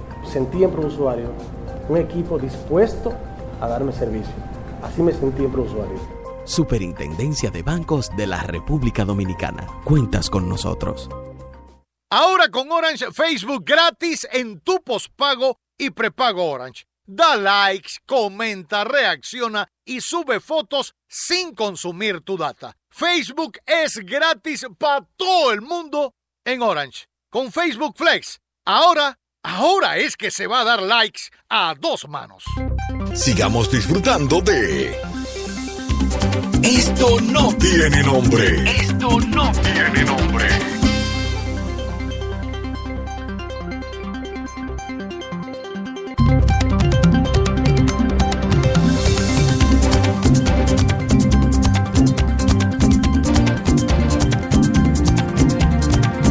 Bueno, pues ya va la cosa esta por las 2:23 de la tarde y todavía nos queda un ratito más para hablar de más cosas. Más cosas, y entre esas cosas está pues esta noticia, y es que el Tribunal Constitucional rechazó los recursos de revisión constitucional incoados por el Ministerio de Agricultura y la Dirección General de Aduanas contra la sentencia que ordena restablecer el contingente de importación de leche en polvo a la empresa Lácteos Dominicanos Ladom. La querella es contra José Ramón Peralta, ministro administrativo de la Presidencia, Ángel Esteves, ministro de Agricultura, Enrique Ramírez Paniagua, director general de Aduanas, y Temístocles Montaz, ex ministro de Industria y Comercio. Para conocer más detalles sobre el caso nos acompaña el doctor Jeremías Nova, abogado de la compañía. Bienvenido a Esto No Tiene Nombre. Gracias, muy amable. Buenas tardes, jóvenes, y buenas tardes al pueblo dominicano. Vamos a explicarle a la audiencia en qué punto estamos actualmente. Actualmente estamos con la querella ante el Ministerio Público. ¿Por qué ante el Ministerio Público? Porque la norma establece que el Ministerio Público recibe la querella de parte de los querellantes, víctima, en este caso también actor civil, y se la notifica a los querellados. Si conforme al 269 de nuestra normativa, si falta algún elemento que el Ministerio Público quiera que el querellante complete, se lo hace saber dentro de los 3 días, equivale a decir 5 días. De no completarlo el querellante, entonces se tiene como no presentada. Eso establece la norma. En este caso nosotros depositamos todos los elementos probatorios, por lo que ni siquiera fue necesario que el Ministerio Público nos invitara a completar ninguna información, porque ya la tiene toda. De ahí que le hemos solicitado al Ministerio Público en varias oportunidades, de manera personal y además a través de los medios, que le solicite a la Suprema Corte de Justicia la designación de un juez especial a los fines de que monitoree, supervise, controle, no importa la terminología que se quiera utilizar, para que sea el árbitro de esta querella. ¿Por qué de esta querella? Porque esta querella tiene parte, tiene al querellante, tiene querellado y tiene al Ministerio Público. El juez, el árbitro imparcial, es quien va a monitorear las actuaciones de cada una de las partes. Por eso necesitamos nosotros que el Ministerio Público le solicite a la Suprema Corte de Justicia la designación de ese juez especial. De no hacerlo, lo haremos nosotros. Nosotros vamos entonces a solicitarle a la Suprema Corte de Justicia que designe ese juez, porque le vamos a solicitar medidas de coerción a esos ministros. ¿Cómo, para que la gente que nos está escuchando entienda un poquito, cómo se origina todo este caso? ¿Qué es lo que se está reclamando? Se origina porque a raíz de la entrada en vigencia del DERECACTA, como todos sabemos, el Poder Ejecutivo, mediante el decreto 705/2010, organizó lo que las importaciones, todas las importaciones que tuvieran que ver con el DERECACTA, en este caso lácteos dominicanos, leche, para los fines que nos interesan. Y denominó en ese decreto que las empresas iban a estar divididas en 2 grupos. Un grupo denominada tradicionales y otro grupo denominada nueva. ¿Cuáles serían las tradicionales conforme a ese decreto? Las tradicionales serían aquellas empresas que tuvieran un historial de importación por más de 3 años consecutivo. Eso la encajaría, la denominaría como tradicionales, como es el caso de Lácteos Dominicanos. Y aquellas empresas que no tuvieran ese historial de importación, entonces caerían dentro del grupo de nueva. Nosotros, para los fines, se nos asignó una cuota que era la que teníamos. Una cuota de importación. De importación de leche. Correcto. Que era la que teníamos al momento del decreto, al momento de organizar lo que es las importaciones. Atendiendo que eran una compañía histórica. Correcto, porque caímos dentro del grupo de las tradicionales, por el historial de importación. Al 2013, la cuota fue 1.980 toneladas métricas de leche. Y para el 2014, entonces tuvimos solamente 1.364. Tuvimos una reducción de manera sorpresiva y además de manera ilegal, porque es el mismo decreto, es el mismo Poder Ejecutivo que pone las reglas. No fueron los empresarios, no fue Lácteos Dominicanos. La regla establece que se tiene que mantener la cuota, lo dice textualmente. Correcto, el decreto 705-2010. La cuota de cada empresa importadora se queda con la cuota que tendría a ese momento dentro del parámetro establecido por el mismo Estado dominicano. De ahí que, repetimos, la DON tiene una cuota del 2013 de 1.980 toneladas métricas, mientras que en el 2014 solamente tiene 1.364 toneladas. En el 2015, 1.020 toneladas. En el 2016, 920. Y en el 2017, 700 toneladas. Eso por instrucciones de estas personas que ustedes están señalando. Los ministros, porque tienen que darle cumplimiento. Pero no solamente al decreto, sino también a esas decisiones emanadas de los tribunales. Porque tenemos 4 sentencias que, como dijo Miralba al inicio, ya esta sentencia definitiva del Tribunal Constitucional, que ellos acudieron al Tribunal Constitucional, pero ahora es definitiva. ¿Qué harán ahora? Es la gran pregunta. ¿Y a las otras empresas históricas le está pasando lo mismo? Ah, qué interesante. El Grupo Rica... ¿Calificada como histórica también? Correcto. El Grupo Rica para el 2013 solamente tenía 660 toneladas y aumenta en el 2014 a 1.166 toneladas. Observen ustedes el gráfico. En el 2015, 1.800 toneladas. En el 2016, 2.035 toneladas. Y en el 2017 tiene 2.200 toneladas. Significa entonces que está siendo desfavorecida, Lácteos Dominicanos, y está siendo favorecida de manera violatoria el Grupo Rica, porque no son los parámetros establecidos. ¿Y solamente se da con esa empresa histórica o hay más empresas que también han disparado? Si hay otras empresas que se está dando, nosotros no lo sabemos y para los fines tampoco nos vamos a inmiscuir en eso. Lo que sí podemos decirle es que Lácteos Dominicanos necesita, exige, está demandando no solamente el juzgamiento de esos ministros, sino que las cuotas le sean restablecidas, porque esa cuota no fue Lácteos Dominicanos que le estableció, fue el Estado Dominicano.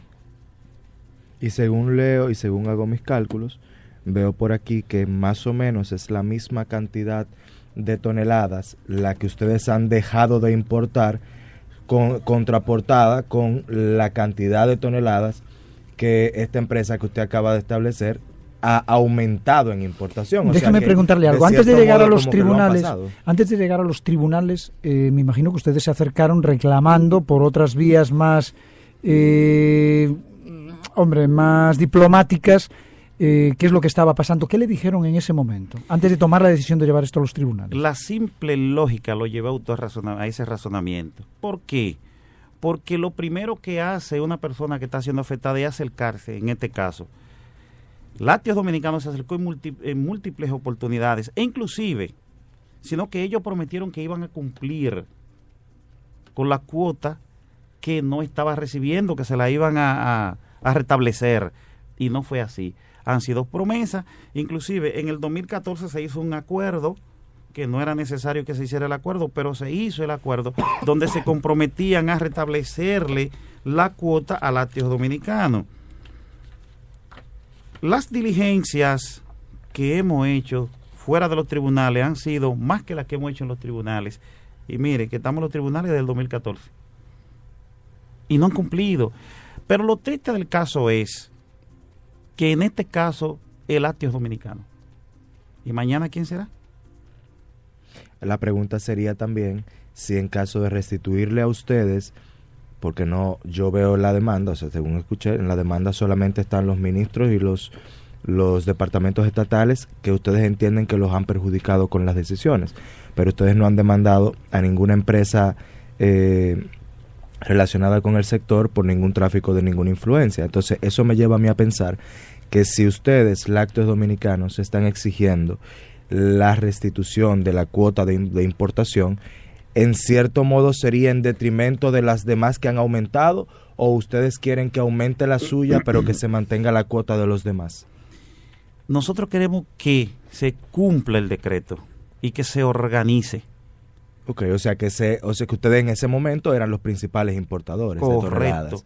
Que se cumpla el decreto, y ahora no solamente el decreto, sino que se cumplan las sentencias y que se organice la importación y que nosotros dejemos de estar siendo perjudicados. ¿Cómo yo puedo lograr que quienes nos están escuchando no puedan intuir o no puedan imaginarse que esto se trata de una intención por parte de ustedes de mantener algún tipo de monopolio de la importación de la leche?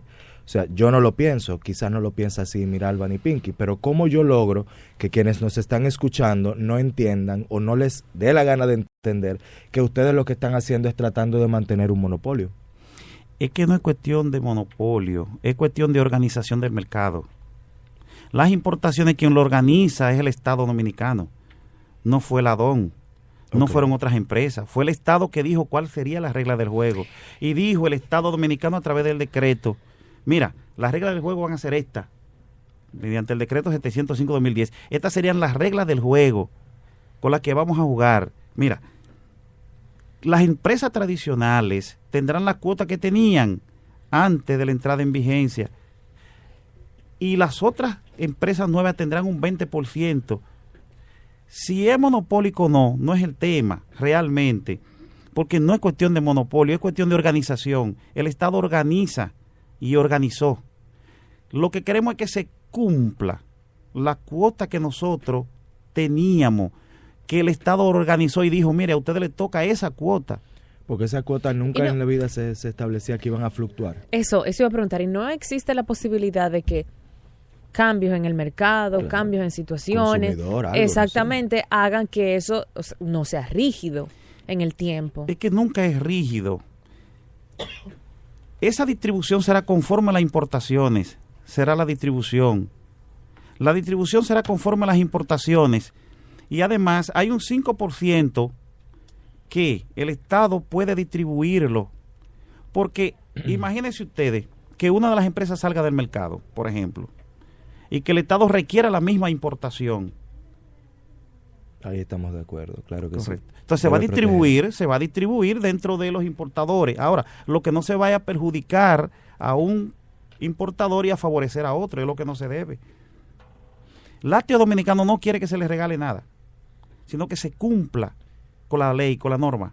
Sin embargo, hace unos días, y me disculpas, Miralba, hace unos días estábamos aquí hablando precisamente con los productores de leche. Estaban aquí en el programa y ellos decían: concho, pero ¿por qué importar si estamos produciendo tanta? Yo sé que eso no tiene que ver con tu No, ni tampoco ese tipo de leche. Claro, leche, no es lo mismo, pero no me llama la atención que la leche o que el tema de los productos lácteos sea una disyuntiva o sea un tema de conflicto tanto para la producción nacional como para la producción extranjera que está siendo importada al país. Y bueno, evidentemente el derecho les está dando la razón, porque ustedes tienen varias sentencias ya a favor.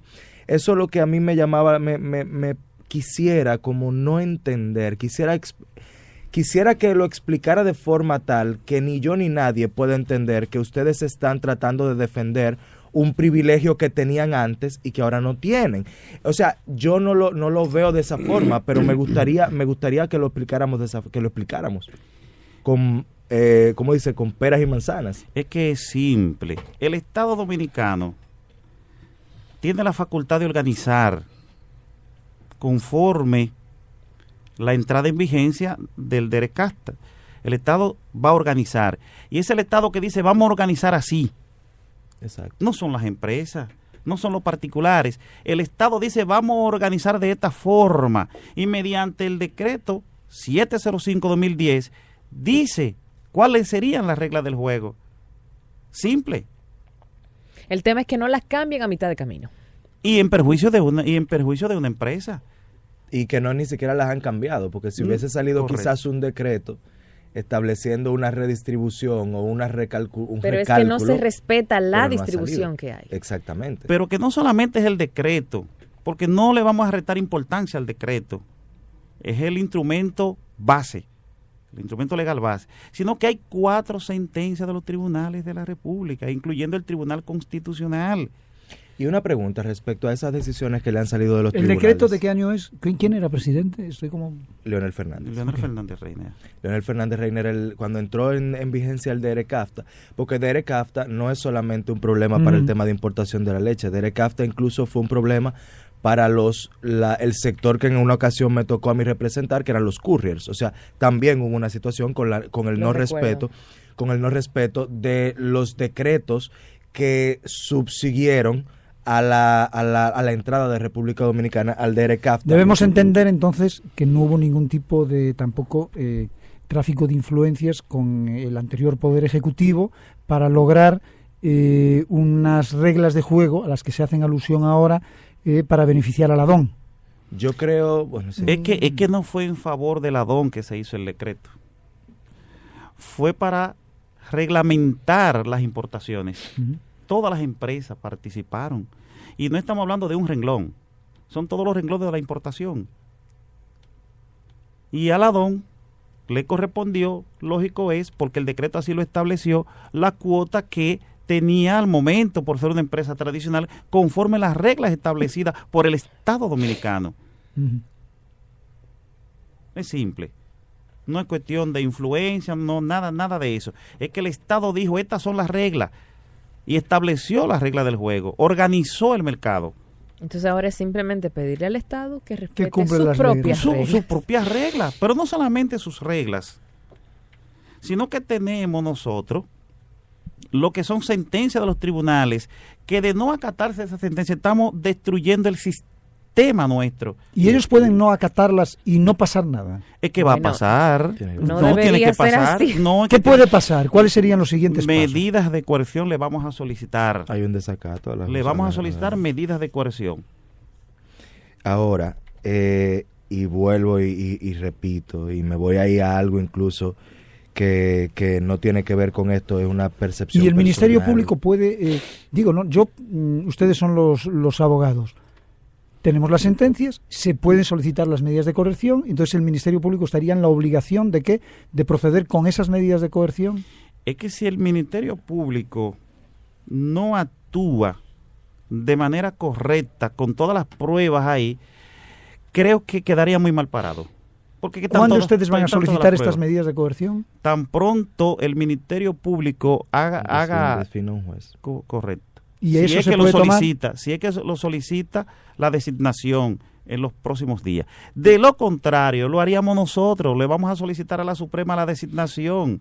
Porque nosotros somos un sujeto de derecho. Claro, y tienen el poder para hacerlo. Sin embargo, yo les quería comentar a ustedes todos, los que estamos aquí, que el tema de DERECAFTA y los decretos que siguieron a la aceptación a la entrada de la República Dominicana al DERECAFTA es un tema viejo. Es un tema viejo porque recordemos que en ese momento los decretos fueron hechos al vapor, porque una intención era precisamente que la República Dominicana entrara armada o blindada a lo que era el DERECAFTA. Entonces, muchos de los decretos que se emitieron, que no debió haber sido por decreto, el DERECAFTA incluso establece que los decretos deberían ser una última opción cuando la legislación no se ha cambiado, pero lo hicieron con los decretos, cambiaron algunas cosas, pero el DERECAFTA nunca en la vida va a ser el mismo, o la inclusión de República Dominicana al DERECAFTA nunca va a ser la misma a la entrada de la República Dominicana al DERECAFTA como a 2 años, 3 años, 4 años de ya estar en vigencia.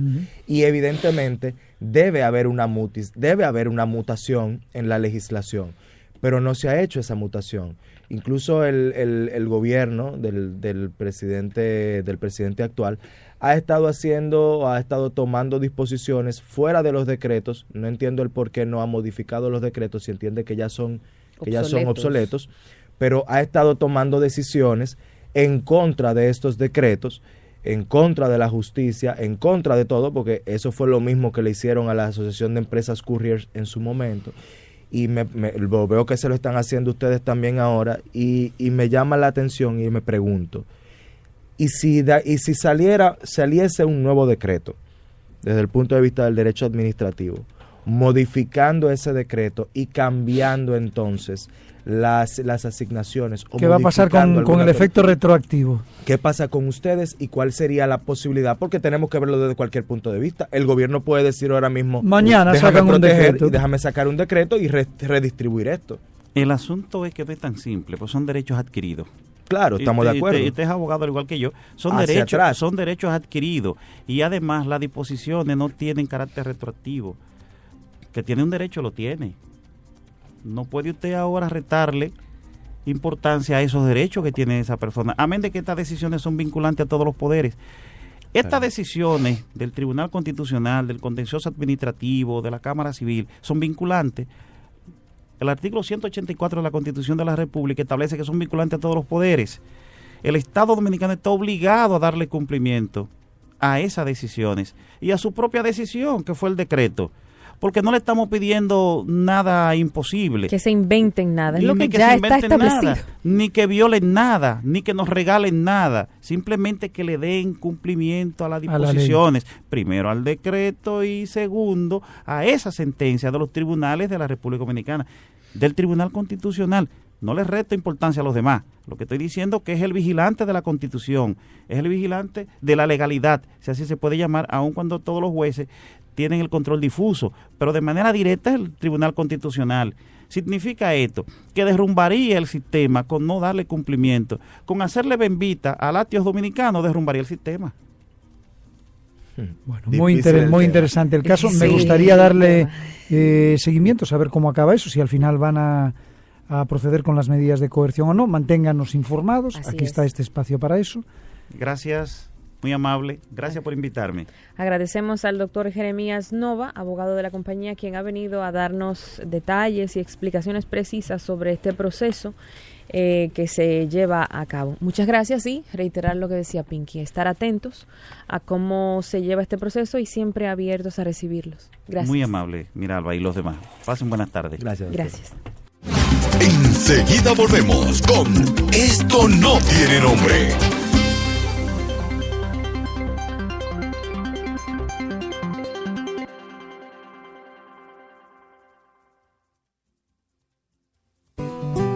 Ya llegó el Facebook gratis a tu prepago y tu pospago Orange.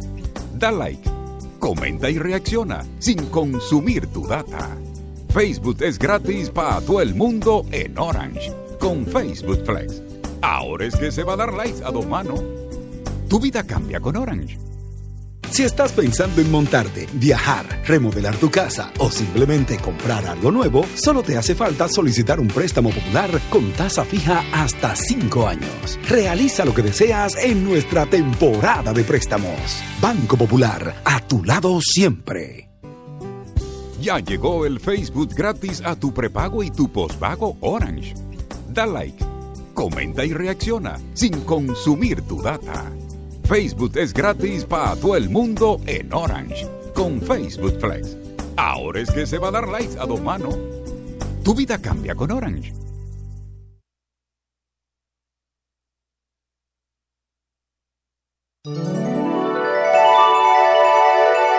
De que hay que entender que a los civiles y a los súbditos, a la gleba en una palabra, se les juzga con la moral judeocristiana. Sí. Pero lo que tenemos poder lo jugamos en el ámbito de la moral política. Que hay que hacer lo que hay que hacer. Ouch. Y esto es lo que toca. Claro.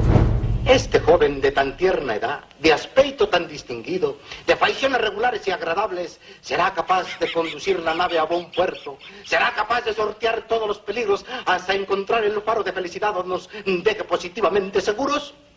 Y este joven, este mismo, que entre paréntesis es el que les habla, les contestará: a pesar de ser tan pollo, tengo más plumas que un gallo. Y sobre todo, tengo ganas de hacer justicia y darle al pueblo lo que el pueblo necesita. Yo he dicho que lo malo no es robar, sino que a los políticos lo agarran. Mi querido capitán, mi querido capitán, mi querido capitán, mi querido capitán. Esto no tiene nombre.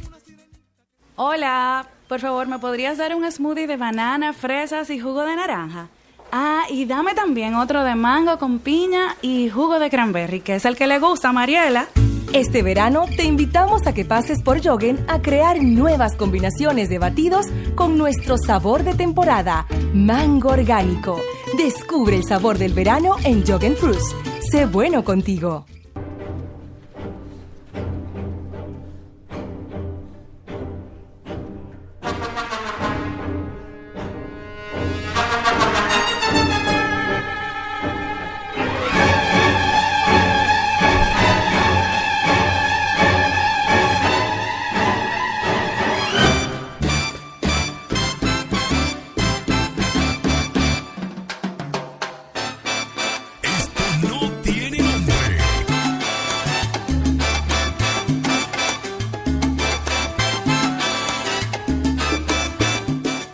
Ahora con Orange Facebook gratis en tu pospago y prepago Orange. Da likes, comenta, reacciona y sube fotos sin consumir tu data. Facebook es gratis para todo el mundo en Orange. Con Facebook Flex, ahora es que se va a dar likes a dos manos.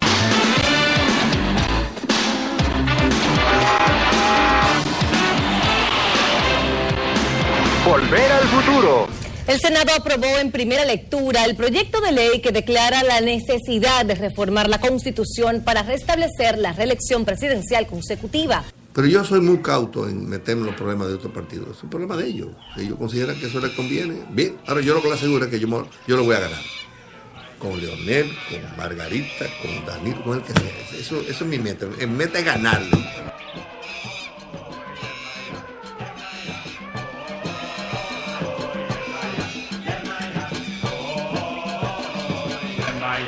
Y si el PRD logra llevar a Hipólito Mejía, como es lo que se vislumbra, que... PRM, ¿no? No, Hipólito Mejía va por el PRD. PRD.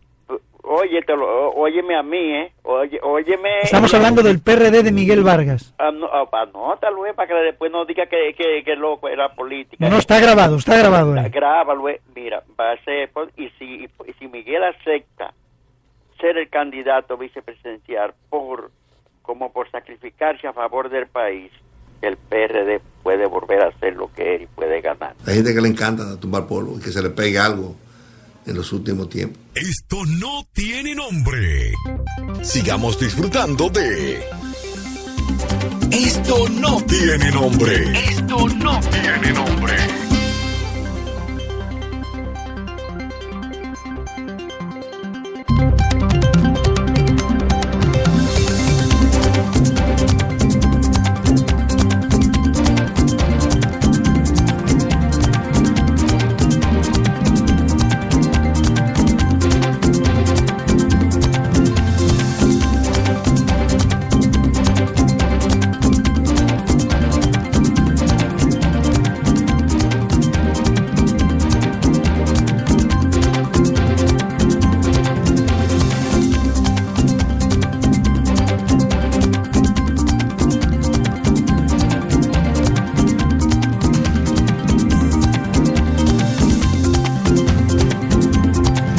Bueno, pues 2:52 de la tarde y ya rozamos la frontera del final. Así es, ya rozamos la frontera del final. Gracias, José, nuevamente por haber venido a acompañarnos y darnos tus gratas opiniones. Y ya mañana pues será otro día. ¿De cuántas cosas hemos hablado en el día de hoy? Empezamos hablando de Blas Peralta, luego hablamos del tema de Venezuela, hablamos del tema ahora de los lácteos y este pleito, y muchos que nos quedarán para continuar hablando el día de mañana. Así es. Date cuenta que parece que los temas de hoy fueron tan interesantes que el tiempo pasó muy rápido y con cada uno de los invitados tuvimos tiempo de más y faltó. Es cierto. Sí, así muy es. interesantes. Temas siempre hay, ¿eh? Mañana, por ejemplo, como que ¿de qué te gustaría a ti hablar? A mí me gustaría hablar, por ejemplo, de lo que yo he estado mencionando durante la semana pasada. ¿Cómo es posible que ya se haya hecho una preselección, que el gobierno, el Consejo Nacional de la Magistratura haya hecho una preselección sin ninguna objeción de ninguna otra parte a nadie más? Pero tú estás hablando de la oposición. Yo hablo de la oposición de cualquier movimiento o de cualquier empresa o de cualquier asociación. Hoy sale en la prensa, hicieron una preselección y quitaron a 6. Creo que fue. Es que tú no te pierdes lo claro, Pinky. Lo que pasa es que en la preselección entran todos los sectores han propuesto. Pero tú tienes que atacar a los otros. Tú tienes que coger y decir, no, José Martínez Brito no puede estar ahí porque defiende los intereses de fulano, de citano. Yo, como movimiento social, si veo que tú ahí no puedes estar, yo tengo que salir a decirlo. En la preselección, permíteme decirte que a los únicos que sacaron, porque esto es política todo, a los únicos que sacaron en la preselección fue a los que no cumplían los requisitos de forma para eso, o sea, sí, a los que no tenían la edad, a los que no tenían los estudios. Genial. Eso fue lo único que se hizo. Por tanto, tú vas a ver que nadie va a decir nada. El problema y el titingo viene ahora, Pinky. No, debieron de haber empezado, debió de haber empezado desde ahora. Ahora que viene el. Yo quiero que hablemos mañana del Intran. Yo también quiero hablar del Intran. Óyeme, quiero que me lo explique. Hablemos del Intran. Bueno, vamos a hablar cómo del va a Intran, funcionar, no cuáles otras instituciones. Yo quiero que me hablen también de la directora del. Y de su suerte. Y de su suerte para estar en el tren estatal en todo momento. Pues si tú tienes alguna explicación para eso, a mí me gustaría conocerla. Yo a Francesca la conozco de manera superficial, pero lo que sé de ella es que es una profesional de primera. Lo es realmente. Yo fui su vecino en un lugar muy específico y sí, lo es. No tengo mucho que decir al respecto, pero ciertamente es una de las personas. O sea, no es una persona que está puesta ahí porque sí, tiene méritos. No, pero suerte, es difícil porque con méritos hay muchos y no están siempre en el tren pero estatal. eso pudiéramos decirlo de todas las áreas, porque pudiéramos decirlo del cine, pudiéramos decirlo de la televisión, Claro del derecho, que sí. de todas partes, o sea. Claro que sí. Para mí lo importante es que llegue gente capacitada que quiera hacer un buen trabajo. Ya si es suerte o no, pues bueno, eso a cada quien le tocará en algún momento, o hay algunos que no les toca. Pero yo prefiero un José capacitado Martínez con Brito, suerte José y no Martínez un Brito, loco viejo con suerte. José Martínez Brito, por dónde va es que parece que ella tiene siempre mucha suerte. Sí, más suerte de la suerte. Más suerte de la cuenta. Yo creo que es una mujer muy preparada. Con mucha suerte. Ella lo es, ella es muy Pues preparada. nada, ya. Mañana hablamos de del eso. Intran. Yo quiero Venga. ver qué instituciones van a desaparecer. Para que no nos pase como la OISOE. Sí, que cumple las mismas funciones que el Ministerio de Obras Públicas. Pero es no que, puede mira, ser. Alba, si desaparece alguna, desaparecen los puestos y los salarios de los Pues compañeros. yo no quiero pagar botellas. Estoy harta de que mis impuestos vayan a botellas que no hacen gran cosa.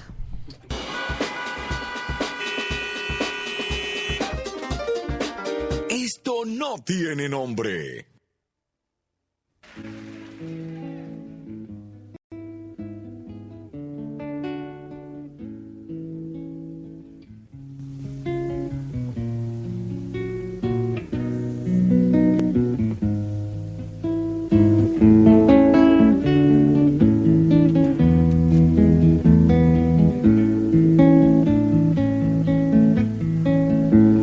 Yo pisaré las calles nuevamente de lo que fue Santiago ensangrentada y en una hermosa plaza liberada me detendré.